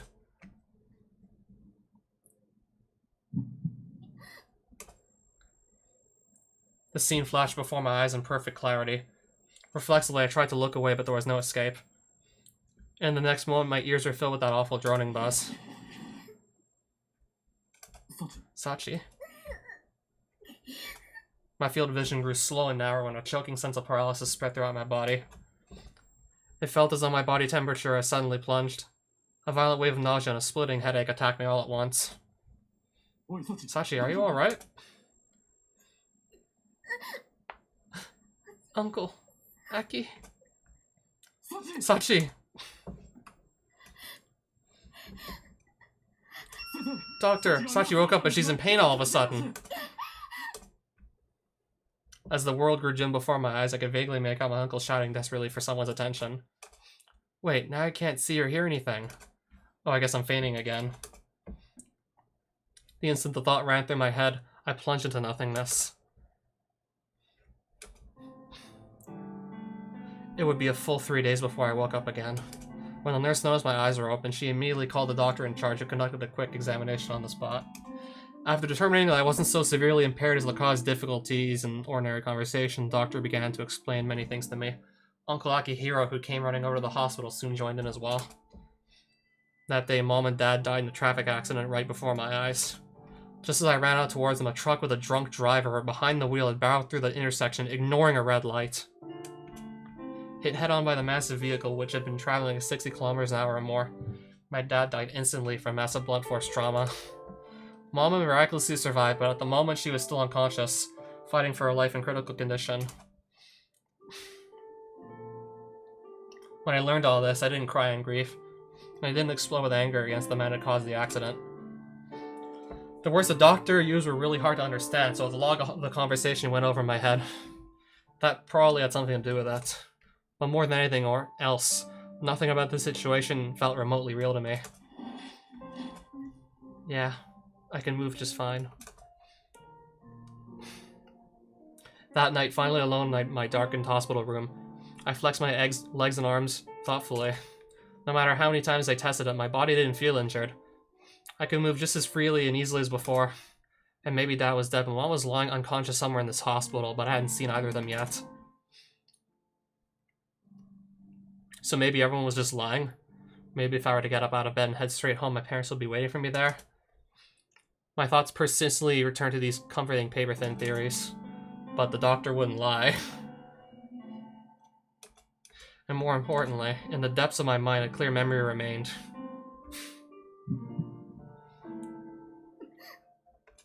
The instant my thoughts brushed against that fragment of the past, I could hear my heart throb violently in my chest.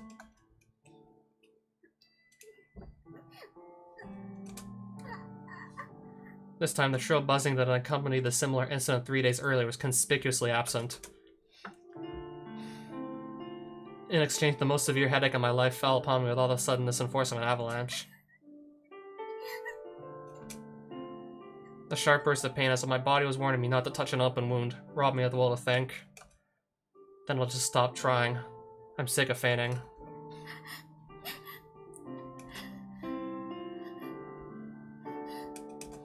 As soon as I emptied my mind, the headache vanished with astonishing speed.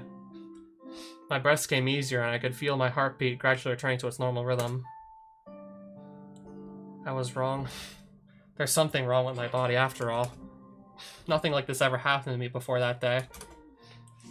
Then that image in my head must be...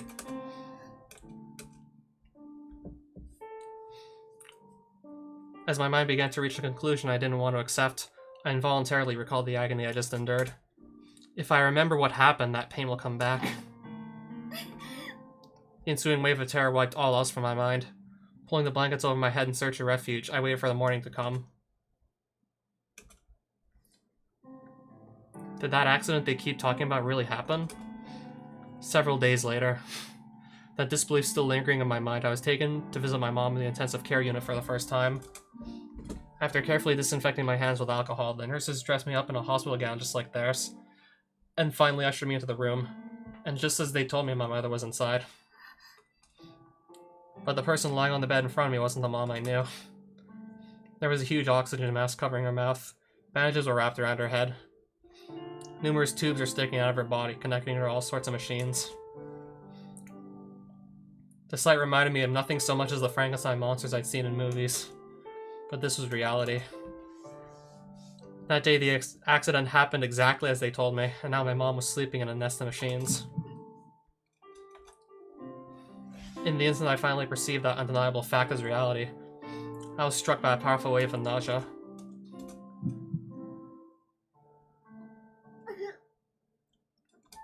The hospital room grew dark before me, and in that darkness a fuzzy image flickered before my eyes, disappearing for the briefest of moments only to re-emerge, like some pale indistinct horror, bobbing up and down just beneath the surface of a muddy lake. Unable to endure the sickness swelling up from the core of my body, I vomited up the contents of my stomach on the spot, and was hastily carried out of the room by the nurse who had accompanied me. After that, I tried to return to the ICU numerous times, but the outcome was always the same. The moment I saw my mother in her hospital bed, I experienced severe nausea and was quickly removed from the room. My doctor took these events very seriously and eventually forbid me from visiting Mom for the time being.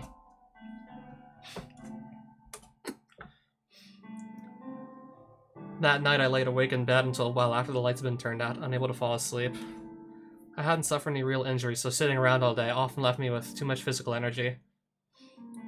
Sometimes I would go an entire day without feeling hungry, or lie awake in bed for hours. And today the things I had heard during the daytime were also weighing heavily on my mind.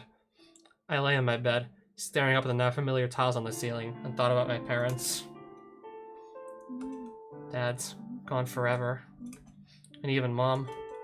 She might never open her eyes again. Sometimes I'd overhear my uncle talking about it with the nurses in lower tones. Apparently Mom was in a persistent vegetative state. From what I could figure out, that meant the possibility she'd wake up again was really low. Mom's gonna be asleep forever and ever. In other words, I'd never be able to talk to her again. A bitter frustration welled up inside me at the thought. That's not fair. It's not fair. But no matter how I tried to deny the reality, nothing would change. Even if my parents' job would no longer keep us apart, the blissful days I wished for would never return.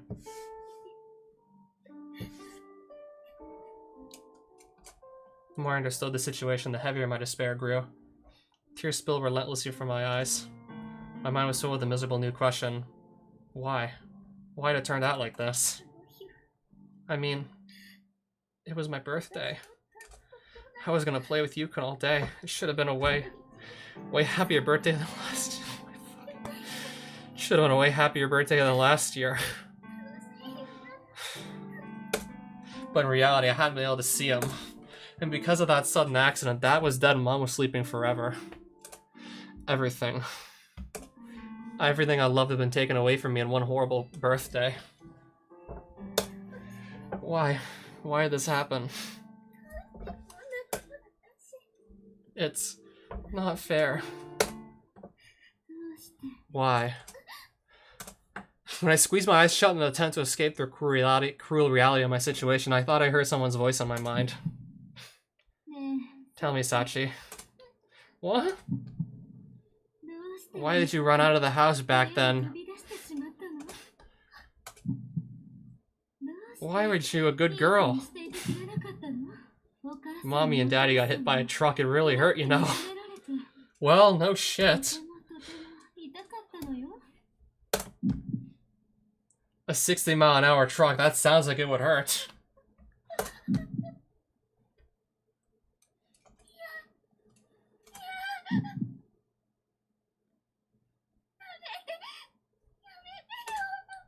Since the day I accepted that the accident really happened, these feelings have been lurking unacknowledged in the depths of my mind.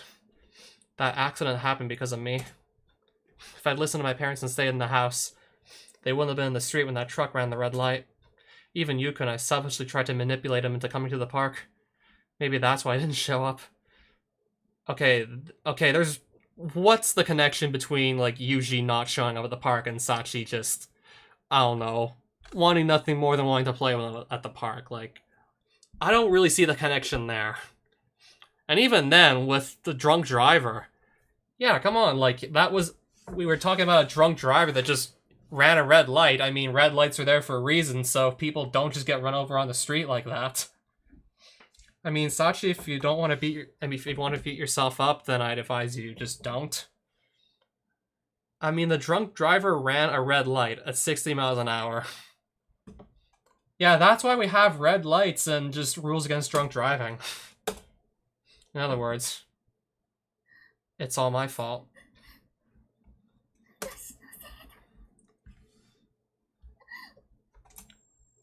As I spoke those words, the ringing in my ears returned for the first time in a while, harsher and shrill than ever before. What is this? A dull paralysis spread through my body, very similar to what I used to experience before fainting from overexertion on the playground. But the venomous chill crawling up my spine clearly signified this was something else entirely. Something shadowy and unfamiliar and malevolent was attacking my body. My heart thumped violently in my chest, and in that moment the world froze around me. The air wasn't cold, it was solid ice, so frigid as to cause physical pain. My clenched teeth began to chatter loudly. Oh fuck, is she having a heart attack? Already? I don't know, don't you have to get pretty late into adulthood to start having heart attacks and whatnot? My mouth opened wide. I desperately gulped down oxygen in little gasps, every breath a painful struggle. I was wrong. And something even worse is coming next. The voice rang out in my mind again, as I knew it would. Sachi, why?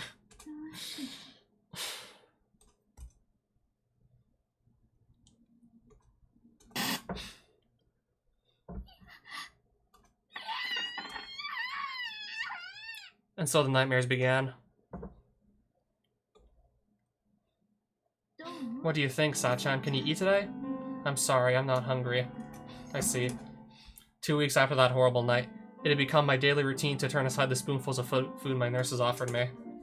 At night, when exhaustion overcame me, I was forced to relive the moment of my parents' accident over and over again. By now, I completely lost the will to live. The nightmares didn't just play back my memories of that day. They caused me physical agony incomparable to any suffering I endured while awake. My appetite disappeared in a matter of days. And of course I couldn't get any real rest. After about a week, my body had grown visibly frail, and my natural energy was replaced with lethargy and weakness.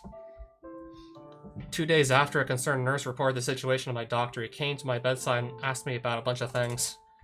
Can you hear voices from nowhere in particular? Can you see people who can't really be there? I'm pretty sure the questions were mostly like that. And from my answers, it took the doctor no time at all to announce that I was suffering from a specific illness. Ptsd. A mental illness caused by temporary exposure to catastrophically intense stress. With that diagnosis, it became clear I suffered my own wound in that accident. And my previously scheduled discharge from the hospital was postponed indefinitely. Not that my stay produced any improvements so far. If anything, it was the opposite.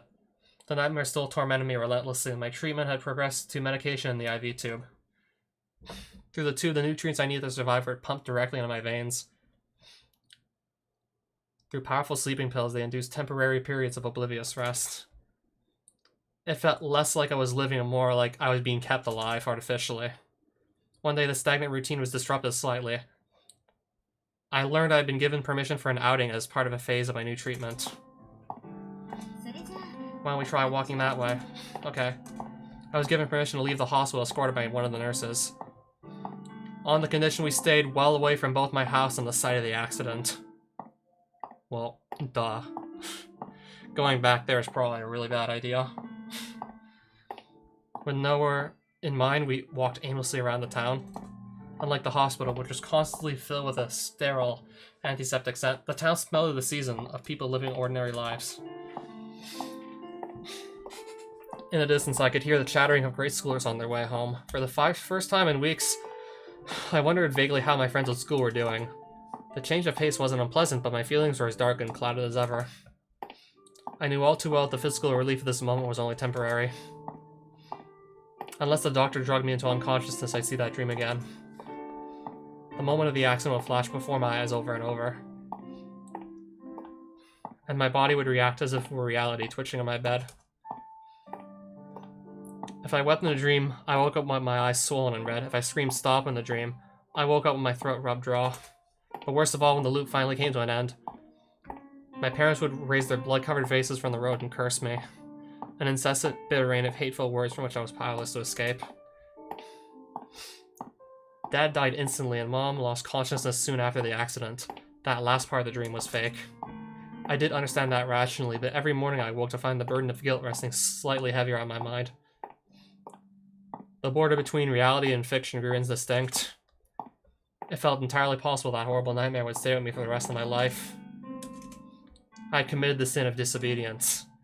That dream was my punishment for treating my parents cruelly when they tried to celebrate my birthday with me. But if that's true, what should I do from now on? What can I do? It didn't matter how many times I apologized. It didn't matter how much suffering those nightmares brought me. This guilt wouldn't simply disappear. It had already grown very nearly unendurable. My heart and mind were on the verge of breaking outright. And still I couldn't find anything close to an answer. Somebody please tell me the answer. And as I whispered that plea to myself, I noticed a parent and child walking slowly down the sidewalk toward us. A mother, her face clearly troubled, and her young son yanking rudely at her hand. Come on, Mom. I really want that Skipjack Man action figure. What the hell is Skipjack Man, anyway? Listen, I just bought you a toy the other day, didn't I? Oh, but I need Skipjack Man now! I want to make him fight with the poultry poltergeist! Jeez, you're spoiled rotten, you know that? You know what'll happen if you're a bad boy all the time? No one's gonna like you anymore, and then you'll be all alone. The moment I heard those words, it was as though an icy hand had seized my heart. I don't want to be alone. Then be patient about the action figure. Okay. That's a good boy, Messiah. Keep it up and I'll buy you another toy before too long, okay? Yeah. The mother and child passed by my side, their expressions completely transformed into smiles.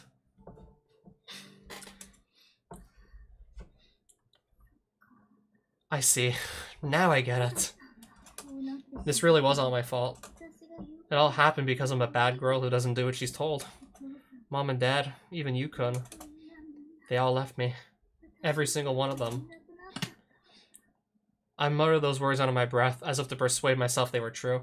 And the next moment I thought I could hear a switch being flipped inside my head. In that case, I'll become a good girl. From now on, a really, truly good girl. After that episode, my body underwent a mysterious change. I went to bed that night with no sleeping pills, but nonetheless reached morning without seeing the nightmare. Since the dreams began, falling asleep without medication had always meant a night of terrible suffering. This sudden exception to the rule surprised me greatly. But I didn't really have any idea why the nightmares would have stopped all of a sudden. Maybe I just happened to pull the lucky straw this once. As it turned out, however, those worries were unjustified. The nightmares steadily grew less frequent, and my physical condition improved as well. Observing these changes happily, Nurse told me to keep it up. Don't let those bad dreams come back, by way of encouragement. I promptly focused on engraving those words into my mind. I mustn't see bad dreams anymore. I mustn't see bad dreams anymore. You mustn't be disobedient. A good girl does exactly what she's told, a bad girl doesn't. And when the voice fell silent, that scene flashed in my mind for the briefest of instants. As a warning, a reminder. I never want to feel that way again, so I was determined to become a good girl. If I'm a good girl, I won't lose anything. If I'm a good girl, maybe Mom and Dad will forgive me someday. I've got to be a good girl.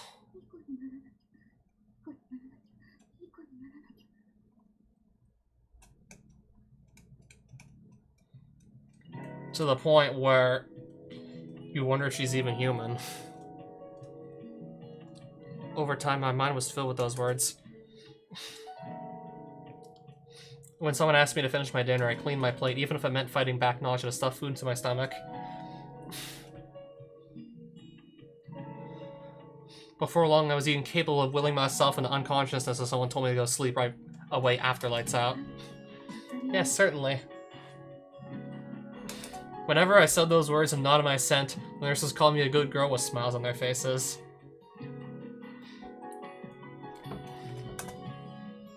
And whenever I heard that phrase, I could feel my sin growing ever so slightly lighter.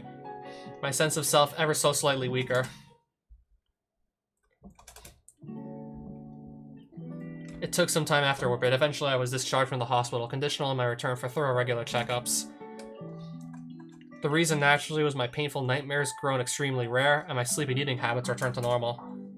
The rapid and dramatic improvement in my symptoms did quite surprise my doctor and nurses, but I'm fairly sure the adults convinced themselves with my little trip outside the hospital for a change of pace had simply succeeded beyond their expectations. It was then decided I'd live with my uncle Akihiro and his wife at their home in Niigata, because she's leaving hometown. I never visited my uncle's house even once until the day I moved there, but I didn't feel any anxiety about my new life in a new land. I did know my uncle and auntie were kind people, and above all else, I had a clearly defined path to follow. No matter what my circumstances, I was determined to be a quote-unquote good girl. After all, my new conviction had virtually cured me of those unendurable nightmares. Since Uncle Akihiro was kind enough to carefully prepare everything beforehand, the move went off without a hitch. It was decided I transferred to a nearby school after my first week in Niigata. As it turned out, it was a modestly sized school with a fairly small student body. I was the first transfer student in recent memory, and received a significant amount of curious gaze as a result. Heard she got caught up in something nasty.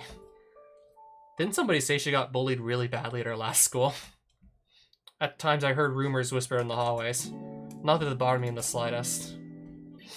I was entirely focused on making up for the time I'd lost in the hospital. I hadn't even touched a textbook for some time. A good girl does well in school. So to keep myself from diverging with that image, I threw myself fervently into my classes, filling every waking moment with study and regretting the need to sleep.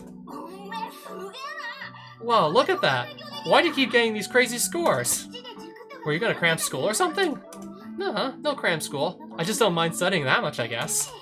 No kidding. So you're just really smart, Sachi-chan? Alright, I'm coming to you next time I can't understand something. Sure, anytime. Over time, my diligent new approach to life changed the way my classmates viewed me. By the time we advanced in the next grade, many looked at me with respect in their eyes. In addition, on the theory that a good girl helps others, I proactively approached those who seemed troubled and offered assistance. Just by chasing after my ideal in this way, at some point a crowd gathered around me. As in my previous school, everyone in the class started calling me Sachi-chan, and I made lots of friends who'd invite me out to play. My uncle, who had been worried about how I'd adapt to living in the country, was very pleased by all this. And my teachers offered consistent praise for my efforts in the classroom and helpful attitude. The harder I tried, the nicer everyone was, and I tried very hard indeed. The compliments and smiling faces reminded me of the happiest days of my life, when my parents had been kind to me. I grew steadily more convinced that my new way of thinking was correct. But such universal, unreserved affection for good people doesn't last beyond childhood. As if to warn me of that fact, when I advanced to the next level of school, I found the emotionally charged malice characteristic of adolescence waiting for me.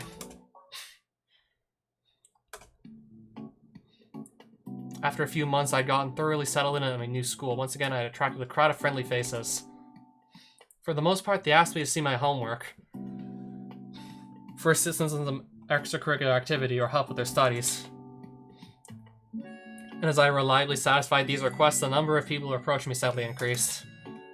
Apparently there's a super talented saint in Class 1C. Such rumors spread across the school, and I became something of a minor celebrity, and in time I began to encounter those who found that irksome. Among them, a girl named Hitomi Nakano from my class. Most labeled her a delinquent, and she kept herself largely aloof from the rest of the class. So it came as something of a surprise when one day she suddenly called out to me. Hey, slut. Oh, hey, Kamine. Take cleaning duty for me today, alright? Sure, no problem. Good, thanks. It began with that trivial favor, no different from those I performed for countless others. But Hitomi Nakano repeated that request every time it was her turn to clean the classroom. Of course, I continued to readily accept. So, yeah, not gonna lie, I'm getting the hint that at least one of the students in her class is gonna come up to her and ask her for sex. I mean, eventually, if I was gonna get the idea that Sachi literally just has this refusal to say no, she's gonna get asked for sex. And one day after this pattern had continued for some time. Take care of it again, okay? Sure, no problem. Is something the matter? Okay, look, how many times have I asked you to do this now? Are you gonna say something or what? I wasn't planning to. Is there anything strange about that? Come on, I'm totally making you do all my chores. You're being bullied here, right? I believe they say bullying exists when the bullied individual feels that it does. In which case, I don't believe it would be accurate to describe this as bullying, since I don't perceive it as such. Are you for real? A good girl listens to others. Only bad girls don't do what they're told. I'm just acting on that principle. What the hell? What if I told you to clean for me forever? Are you saying you'd do it? Yes, if you ask me, Nakano-san, I will. You sure talk big. Okay, then forget the eternal cleaning duty thing. How about you just wipe every window in this building clean? By yourself. Not up for that one, huh? It's alright, that won't be a problem. Although I accepted Nakano-san's request, she didn't seem particularly pleased. In fact, she clicked her tongue in disgust and stalked right out of the classroom. What was she so angry about? Thinking the matter over, I took out a supply of cleaning implements from my locker. And just as directed, I made my way around the school cleaning the windows. After our classroom, I moved on to the other first-year rooms, the hallway and the faculty room, making steady progress. Once the school building was closed, however, my pace was slowed somewhat by the need to hide from the patrolling teachers. Nonetheless, I persevered in my task.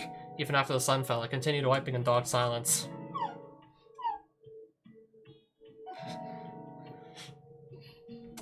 My arms quickly grew heavier from the sustained effort of reaching up to clean the higher windows. And even after a few hours, my shoulders were screaming with pain. Even so, I kept my hands moving. I had my directions and I had to obey them. My personal circumstances were irrelevant.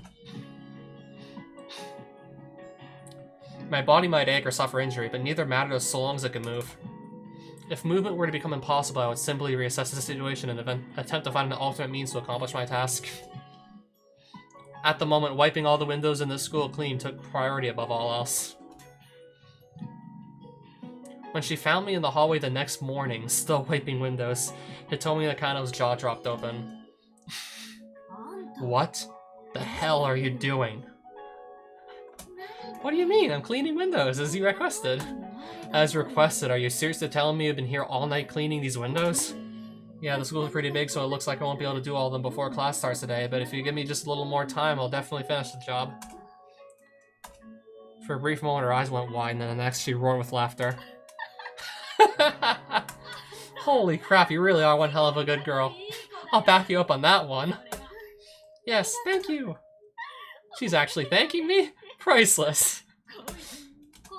Alright, Kamine, you can stop cleaning the windows now. Really? Yeah, in exchange you're my slave as of today. Okay, sure. Figured. First things first, from now on you're gonna talk to me politely with respect, right? Also, when I give you orders, I want you to answer with a nice, yes, certainly, right away, got it? Yes, certainly. That's the way. Nice work. Thank you very much. I didn't particularly hesitate at the prospect of becoming a slave. If that was what she wanted from me, and if it was within my power to play that role, I had no reason to object. And so, having assumed the position of Hitomi Nakano's obedient minion, carrying out her orders became the central element of my new daily routine.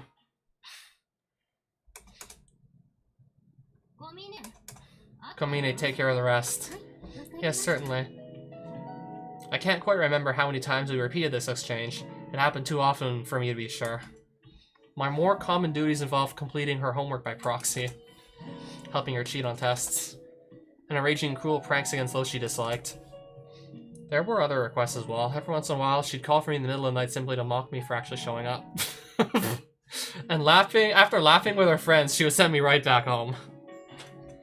But that was alright with me. I was her slave, so all I needed to concern myself was executing her commands. No matter how difficult the orders she gave me, through careful thought and diligent effort, I would always find a method of carrying them out. When I succeeded, her mood would often improve. On occasion, she often offered me a few words of praise for a good girl. But more than anything else, simply obeying someone's instructions was pleasant in itself. While executing her orders, there was no need to think about anything else. The reason for those orders, the consequences of successfully carrying them out, anything and everything else was totally irrelevant. In those moments and those moments alone, the burden of guilt I carried with me was lifted from my shoulders. And the image I wanted to erase from my mind more than anything else stayed safely buried away. Therefore, there was nothing wrong about this. A good girl does what she's told. I believed absolutely in those words. For me, they had become a kind of faith. However, not everyone saw things the same way. After about 2 years as her slave, my master began to show some signs of discontentment with our arrangement. When I answered orders with a prompt yes, certainly, and a nod, I could see a flash of irritation in her eyes. Perhaps as a result, I soon noticed that those orders had begun to escalate in scale and difficulty. And when I returned to report my success, she'd respond only with a displeased grunt. Eventually, I asked her whether I'd done something to offend her. "You can do anything, can't you? Pisses me off." And that was her answer. Naturally, I then inquired whether I should fail every so often, but... The hell? Is that supposed to be sarcasm? This inspired only a more pronounced scowl. But now that you mention it, maybe having you fail isn't such a bad idea. Huh? Listen up, I'm gonna give you a final order.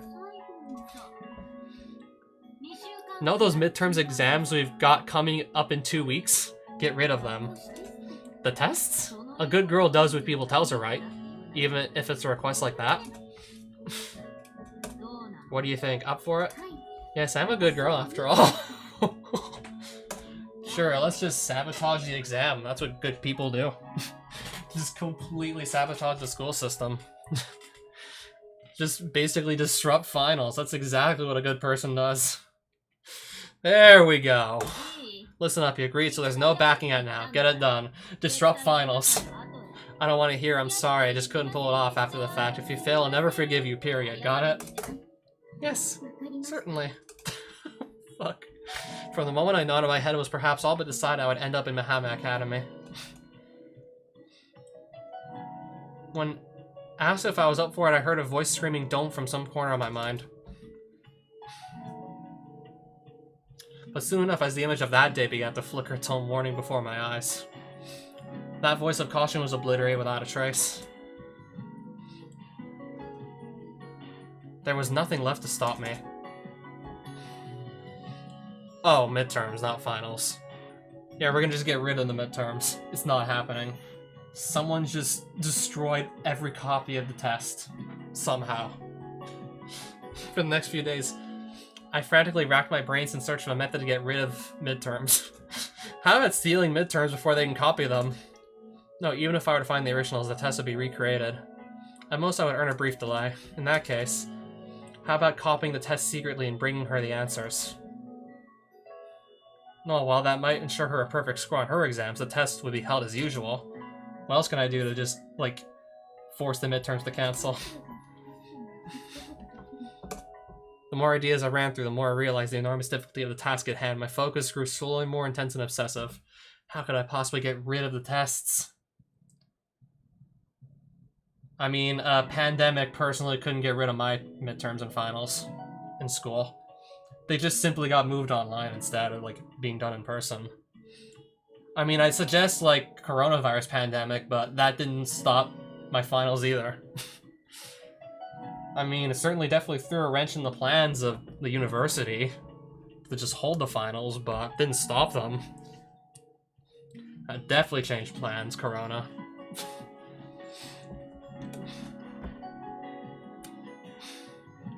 To make matters worse, as the day of the test grew inexorably closer, I began to see the familiar nightmares I had thought behind me. And so I finally arrived at my conclusion. In that case, I can just get rid of the school. With the school gone, the tests and the classes will all be gone too.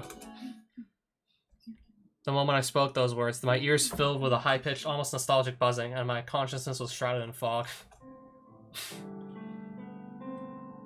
When I came to my senses, I was standing inside my school. Holy shit.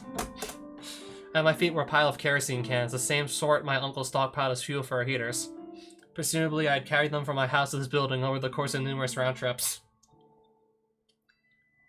Right, so she's gonna go with, like, kerosene, gasoline, and a match.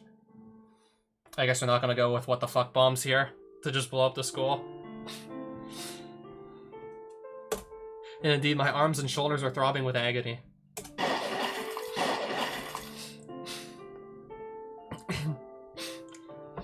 The situation was clear enough. Moving as though possessed, I emptied the cans all around the building in what felt like minutes.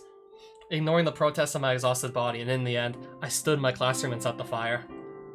Well, she got out, otherwise I don't think we'd be hearing the story in the first place if she didn't even escape.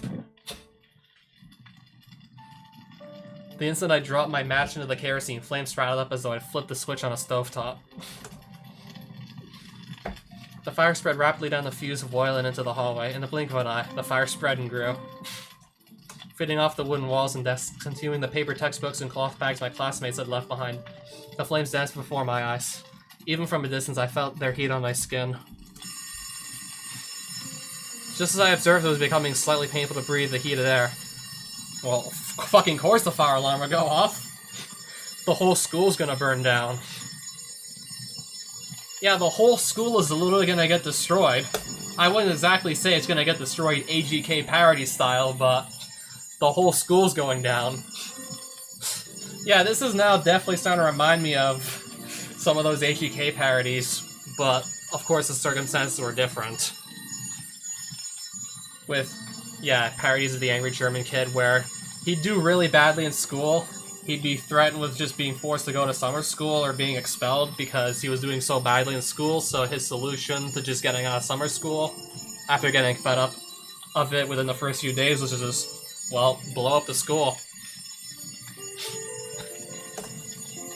My teacher and my principal have literally just been nothing but assholes in my life. I'm gonna blow up this school and kill them once and for all. And then, of course, celebrating when, finally, his teacher and principal died. The classroom I studied in only yesterday was consumed in a literal sea of fire. And yet, even as a part of my world vanished before my eyes, I felt nothing in particular. Rest in peace. Rest in piss, sucks cocks, and dick nose, you evil assholes! Ah, look at it burn.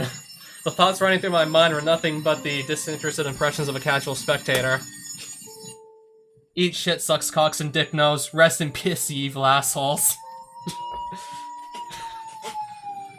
Having determined that it would be impossible to stay in this place any longer, I carefully exited the classroom to the nearest window. As I lowered myself onto the grass outside, I could hear the sound of distant sirens. How far had the flames reached before that fire engine arrived? How much damage before they extinguished the blaze? No, it no longer mattered. The midterm exams would doubtless be cancelled regardless. I carried out my orders. I did what I was told. I was still a good girl.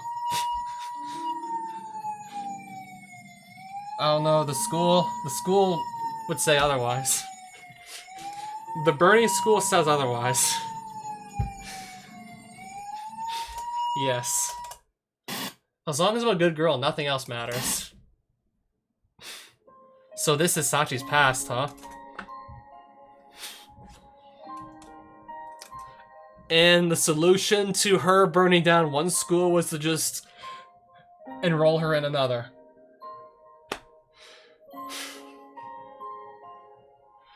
Okay, so what if one day Mahama Academy is also suddenly on fire? Although the fire brigade rushed to the scene and extinguished the flames before the building could suffer much structural damage, the main classrooms were reduced to charred wrecks, as it contained the highest concentration of flammable materials in the building. The faculty rooms suffered particularly severe damage, and the scheduled midterms had to be postponed indefinitely. So, did they still happen, just got postponed by, like, a long time? Rumors that Sachi had been responsible quickly spread throughout town, and when interviewed by police, she immediately confessed to total responsibility for burning down her school. I just did what I was told. However, her motivation was unclear, and testimony from her classmates revealed that Sachi had been subjected to chronic bullying. Her confession was deemed unreliable, and suspicion came to rest on her tormentors. In the end, the investigators couldn't find the decisive evidence identifying the responsible party, and the arson case was closed without charges. So nobody got in trouble. And yeah, just like one of the AGK parodies I watched. AGK just blowing up his school and getting away with it scot-free. Literally exactly like one of the parodies I saw years ago. Fails his final exam because he's just terrible at school. Ends up in summer school, hates it, blows up the school, and gets away with it scot-free. On top of blowing up the school, he killed his teacher and principal, who were in the building at the time that it blew up. Nonetheless, Sachi's aunt and uncle were disturbed by her confession and abnormal behavior throughout the incident. Doing it as if, I don't know, nothing was wrong with this. I mean, you destroyed a whole school, something's clearly wrong. They had to receive a comprehensive psychiatric examination from a specialist, leading to a secondary diagnosis. Given her overall condition, they were told it would be ill-advised and potentially dangerous for Sachi to continue attending a normal school. Soon after, it was arranged for her to transfer to Mihama Academy. In other words, witnessing that accident damaged Sachi's mind far more severely than was immediately apparent. That accident being Sachi's parents getting run over right in front of her on her birthday. I guess just to fill you in on like what you might have missed, Flibby. And that eventually culminated in Sachi burning down like the school she was recently transferred to, like after like moving out of the neighborhood where her parents died. She was told to make sure like midterms would not happen within 2 weeks. Okay, how can I get rid of the tests? Oh, I know, I'll just get rid of the school. And so she set the whole school on fire, destroying it almost AGK style. Yeah, like, sounding almost exactly like something I've seen out of an AGK parody. Or Angry German Kid parody, if you're wondering what the hell AGK is, and haven't really been around the internet as long as I have. Yeah, back in the day, like, people used to make quite a few, like, parody series of the Angry German Kid's Freak Out. That was staged, by the way. Yeah, I remember one episode had him, like, blowing up his school and getting away with it scot-free.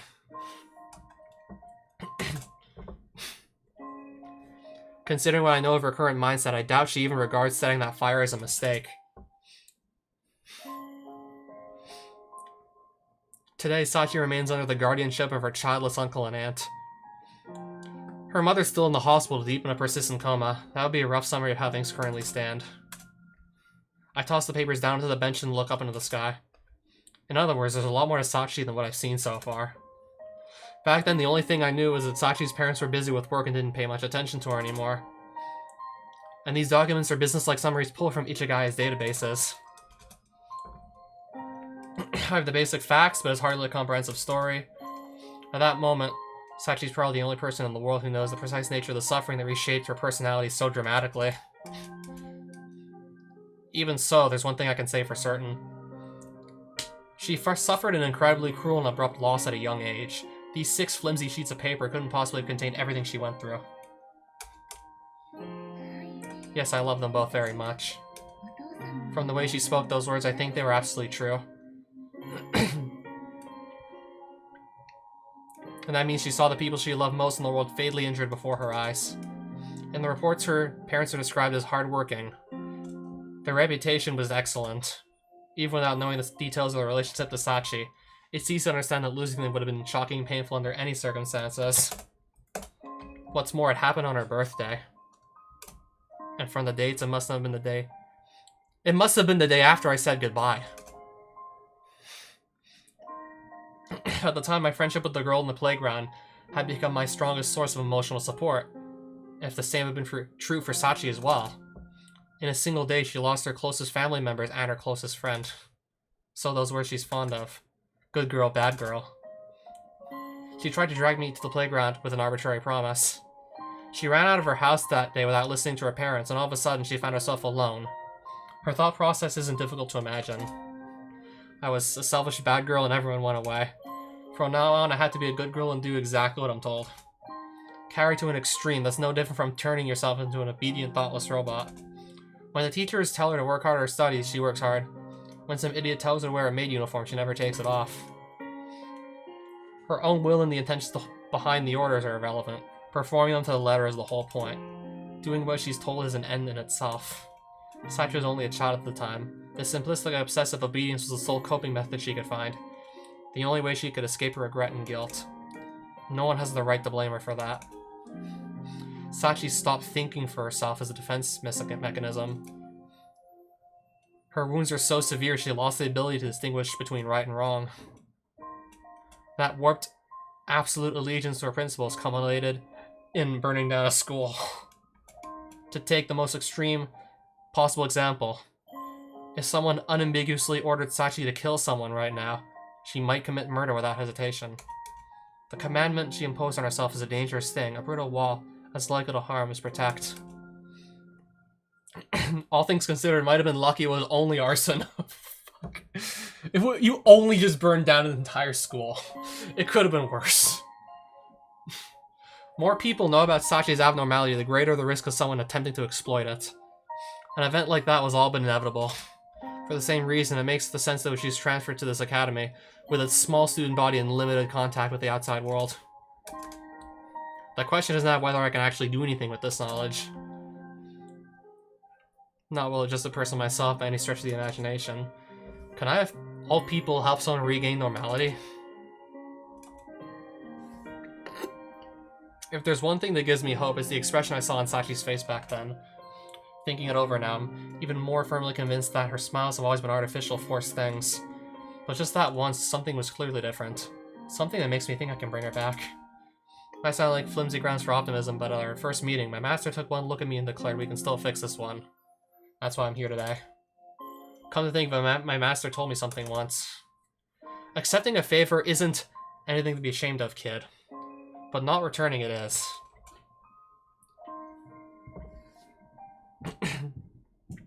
My perspective, it's really simple. Back then, Sachi's presence in my life saved me, and today I have a chance to repay the favor. That's enough for now. Seems Komine-san might not be the only person you're trying to change. And then that brings us back to the present day. And I guess after 2 hours or so, I feel like this is a nice place to stop.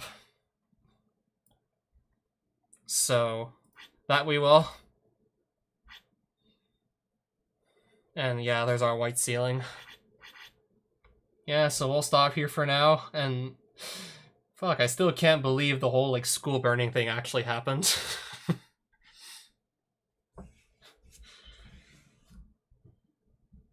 Yeah, safe to say the trauma must have really been that bad if you're just gonna do that, like, on a whim.